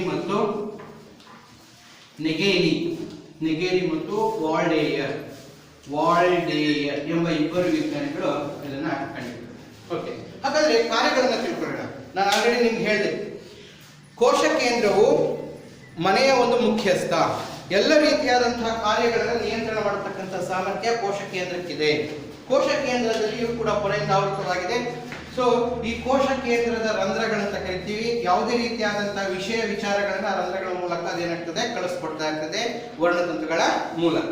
ಸೊ ಈ ರೀತಿ ಕಳಿಸ್ಕೊಟ್ಟಾಗ ಏನಾಗ್ತದೆ, ಕೋಶ ಕೇಂದ್ರವು ಕೂಡ ಏನಾಗ್ತದೆ, ಒಂದು ನಿರ್ದಿಷ್ಟವಾದ ಕಾರ್ಯವನ್ನು, ಅದರಲ್ಲೂ ಈ ವರ್ಣತಂತುಗಳ ಉತ್ಪಾದನೆ ಮತ್ತು ಅದರಲ್ಲಿ ಸಹಾಯವನ್ನು ಮಾಡಿದ್ರೆ, ಈ ವರ್ಣತಂತುಗಳೇನಿದೆಯಲ್ಲ, ಈ DNA ಅಥವಾ ಕ್ರೋಮೋಸೋಮ್ಗಳಿದೆ, ಇವುಗಳನ್ನು ನಾವು ವಂಶವಾಹಿನಿಗಳು ಅಂತ ಕರಿತೀವಿ. ವಂಶವಾಹಿನಿಗಳು. ಯಾಕೆ ಇವುಗಳನ್ನ ವಂಶವಾಹಿನಿಗಳು ಅಂತ ಕರಿತೀವಿ ಅಂದ್ರೆ, ಜೀವಿಗಳ ಎಲ್ಲ ಲಕ್ಷಣಗಳನ್ನ ಒಂದು ಪೀಳಿಗೆಯಿಂದ ಮತ್ತೊಂದು ಪೀಳಿಗೆಗೆ ಹೊತ್ತೊಯ್ಯುವ ಕೆಲಸವನ್ನು ವಂಶವಾಹಿನಿಗಳಲ್ಲಿ ಮಾಡ್ತವೆ. ಅದಕ್ಕೋಸ್ಕರ ನಾವು ವಂಶವಾಹಿನಿಗಳು ಅಂತ ಕರಿತೀವಿ. ಅದನ್ನ ವರ್ಣತಂತುಗಳನ್ನು. ಅದು ನಿಮಗೆ ಮುಂದೆ ಬರ್ತದೆ. ಕೋಶ ವಿಭಜನೆಯಲ್ಲಿ ಹೇಗೆ ಗುಣಲಕ್ಷಣಗಳು ವಂಶ ಪಾರಂಪರ್ಯವಾಗಿ ತಾತನಿಂದ ಅಪ್ಪನಿಗೆ, ಅಪ್ಪನಿಂದ ಮಗನಿಗೆ, ಅವ್ರ ಮಗನಿಗೆ ಹೇಗೆ ವರ್ಗಾವಣೆ ಆಗ್ತವೆ ಅನ್ನೋದನ್ನ ನಾವು ಕೋಶ ವಿಭಜನೆಯಲ್ಲಿ ನೋಡ್ತೇವೆ. ಅಂತಹ ಕೆಲಸವನ್ನ ವರ್ಣತಂತುಗಳು ಮಾಡ್ತವೆ. ಅದ್ರ ಜೊತೆಗೆ ಈ ವರ್ಣತಂತುಗಳು ಜೀವಕೋಶದ ಎಲ್ಲ ಕಾರ್ಯಗಳನ್ನು, ಜೀವಕೋಶ ಅಂತ ನಾವೇನು ತೆಗೆದುಕೊಂಡ್ರೆ, ಈ ಜೀವಕೋಶದ ಒಳಗಡೆ ಇರತಕ್ಕಂತಹ ಕಣದಂಗಗಳೇನಿದೆ, ಆ ಎಲ್ಲ ಕಾರ್ಯಗಳನ್ನ ನಿರ್ವಹಣೆ ಮಾಡೋದಕ್ಕೆ ವರ್ಣತಂತುಗಳು ಸಹಾಯವನ್ನ ಮಾಡ್ತವೆ. ಅರ್ಥ ಆಯ್ತಾ ಮಕ್ಕಳೇ? ಹೀಗೆ ನಾವು ಒಂದು ಜೀವಕೋಶವನ್ನು ತೆಗೆದುಕೊಂಡಾಗ ಆ ಜೀವಕೋಶವನ್ನ ಎರಡು ಭಾಗಗಳಾಗಿ ಪ್ರಮುಖವಾಗಿ ವಿಂಗಡಿಸ್ತೇವೆ. ಒಂದು ಪ್ರೊಕ್ಯಾರಿಯೋಟ ಮತ್ತು ಯೂಕ್ಯಾರಿಯೋಟ. ಅದ್ರ ಜೊತೆಗೆ ಯೂಕ್ಯಾರಿಯೋಟವನ್ನು ತೆಗೆದುಕೊಂಡ್ರೆ, ಯೂಕ್ಯಾರಿಯೋಟದಲ್ಲಿ ನಾವು ಎರಡು ಭಾಗ ಮಾಡ್ತೀವಿ, ಸಸ್ಯ ಜೀವಕೋಶ ಮತ್ತು ಪ್ರಾಣಿ ಜೀವಕೋಶ. ಮತ್ತೆ ವ್ಯತ್ಯಾಸ ಅಂತ ನಾವು ಗಮನಿಸಿದಾಗ 3 ಪ್ರಮುಖ ವ್ಯತ್ಯಾಸಗಳನ್ನು ಗುರುತಿಸೋಣ. ಪ್ರಾಣಿ ಜೀವಕೋಶ ಮತ್ತು ಸಸ್ಯ ಜೀವಕೋಶಗಳ ವ್ಯತ್ಯಾಸದಲ್ಲಿ, ಸಸ್ಯ ಜೀವಕೋಶದಲ್ಲಿ ಕೋಶ ಭಿತ್ತಿ ಇರುತ್ತೆ, ಪ್ರಾಣಿ ಜೀವಕೋಶದಲ್ಲಿ ಕೋಶ ಭಿತ್ತಿ ಇರೋದಿಲ್ಲ. ಮೊದಲನೇದು. ಎರಡನೆಯದು, ಸಸ್ಯ ಜೀವಕೋಶಗಳಲ್ಲಿ ಸೆಂಟ್ರಿಯೋಲ್ಗಳು ಇರೋದಿಲ್ಲ, ಪ್ರಾಣಿ ಜೀವಕೋಶಗಳಲ್ಲಿ ಸೆಂಟ್ರಿಯೋಲ್ಗಳು ಇರ್ತದೆ. ಅರ್ಥ ಆಯ್ತಾ ಮಕ್ಕಳೇ? ಸೊ ಹಾಗಾಗಿ ಕೋಶ ಭಿತ್ತಿ ಮತ್ತು ಸೆಂಟ್ರಿಯೋಲ್ಗಳನ್ನ ತೆಗೆದುಕೊಂಡ್ರೆ, ಇನ್ನು ಉಳಿದ ಹಾಗೆ ಸಾಮಾನ್ಯವಾಗಿ ರೈಬೋಸೋಮ್ಗಳು ಅದನ್ನು ತೆಗೆದುಕೊಂಡ್ರೆ ಎಲ್ಲವೂ ಇರ್ತವೆ. ಇನ್ನೊಂದು ಇಂಪಾರ್ಟೆಂಟ್ ಏನಂದ್ರೆ, ಕೋಶ ಕೇಂದ್ರದಲ್ಲಿ ನಾವು ರಸದಾನಿಗಳು ಮರೆತುಬಿಟ್ಟು ಮಕ್ಕಳೇ. ಈ ಕೋಶ ಕೇಂದ್ರದಲ್ಲಿ ವ್ಯಾಕ್ಯೂಲ್ಗಳು ಅಂತ ಕರಿತೀವಿ. ರಸದಾನಿಗಳು ಪ್ರಮುಖವಾದಂತೆ ಇಲ್ಲಿ ಕೋಶ ಕೇಂದ್ರದಲ್ಲೇ ಇರ್ತವೆ. ಆ ಕೋಶ ಕೇಂದ್ರದಲ್ಲಿ ಇರತಕ್ಕಂತಹ ಕೋಶ ದ್ರವ್ಯದಲ್ಲಿ ಇರತಕ್ಕಂಥ ರಸದಾನಿಗಳು ಕೂಡ ಪ್ರಮುಖವಾದಂತಹ ಕಾರ್ಯವನ್ನ ಮಾಡ್ತೇವೆ. ಅವುಗಳನ್ನ ವ್ಯಾಕ್ಯೂಲ್ಸ್ ಅಂತ ಕೂಡ ಕರಿತೀವಿ. ರಸದಾನಿಗಳನ್ನ ವ್ಯಾಕ್ಯೂಲ್ಸ್ ಅಂತ. ಇವು ಏನೂ ಇಲ್ಲ, ಅವಶ್ಯಕತೆ ಇದ್ದಾಗ ಬೇಡವಾದಂತಹ ತ್ಯಾಜ್ಯ ವಸ್ತುಗಳನ್ನು ಸಂಗ್ರಹಣೆ ಮಾಡಿಟ್ಟುಕೊಂಡು ಕೋಶದ ಹೊರಗಡೆ ಹೋಗೋದಕ್ಕೆ ನೋಡ್ಕೊಳ್ತವೆ. ಆದರೆ ರಸದಾನಿಗಳು ಕೋಶ ದ್ರವ್ಯದಲ್ಲಿ ಸಸ್ಯ ಜೀವಕೋಶದಲ್ಲಿ ದೊಡ್ಡದಾಗಿರ್ತದೆ, ಪ್ರಾಣಿ ಜೀವಕೋಶದಲ್ಲಿ ಚಿಕ್ಕದಾಗಿರ್ತದೆ ಮಕ್ಕಳೇ ರಸದಾನಿಗಳು. ಇನ್ನು ಉಳಿದ ಹಾಗೆ ನಾವು ಪೊರೆ ರಹಿತ ಮತ್ತು ಪೊರೆ ಸಹಿತ ಕಣಜಗಳನ್ನು ತಿಳ್ಕೊಂಡಾದ್ಮೇಲೆ ಸಂಪೂರ್ಣವಾಗಿ ನಾವು ಜೀವಕೋಶವನ್ನು ನಾವು ಗ್ರಹಿಸಿದ್ರೆ, ಜೀವಕೋಶವು ಜೀವಿಯ ಕಾರ್ಯನಿರ್ವಾಹಕ ಮತ್ತು ರಚನಾತ್ಮಕ ಘಟಕ. ಅದು ಸಸ್ಯ ಜೀವಕೋಶ ಆಗಿರಲಿ ಅಥವಾ ಪ್ರಾಣಿ ಜೀವಕೋಶ ಆಗಿರಲಿ, ಜೀವಕೋಶವು ಜೀವಿಯ ರಚನಾತ್ಮಕ ಮತ್ತು ಕಾರ್ಯನಿರ್ವಾಹಕ ಘಟಕ. ಕಾರ್ಯನಿರ್ವಾಹಕ ಘಟಕ ಅಂತ ಕರಿತೀವಿ. ಅರ್ಥಾಯ್ತಲ್ಲ? ಹಾಗಾದ್ರೆ ಇದನ್ನ ಯಾರು ಹೇಳಿದವರು ಅಂತ ಪ್ರಶ್ನೆ ಬರ್ತದೆ. ಸೊ ಸ್ಲೀಡನ್ ಮತ್ತು ಶ್ವಾನ್ ಎಂಬ ಇಬ್ಬರು ವಿಜ್ಞಾನಿಗಳು ಮಕ್ಕಳೇ, ಸ್ಲೀಡನ್ ಮತ್ತು ಶ್ವಾನ್ ಎಂಬ ಇಬ್ಬರು ವಿಜ್ಞಾನಿಗಳು ಈ ಜೀವಕೋಶ ಸಿದ್ಧಾಂತವನ್ನ ವಿವರಣೆ ಮಾಡ್ತಾರೆ. ಜೀವಕೋಶ ಸಿದ್ಧಾಂತವನ್ನ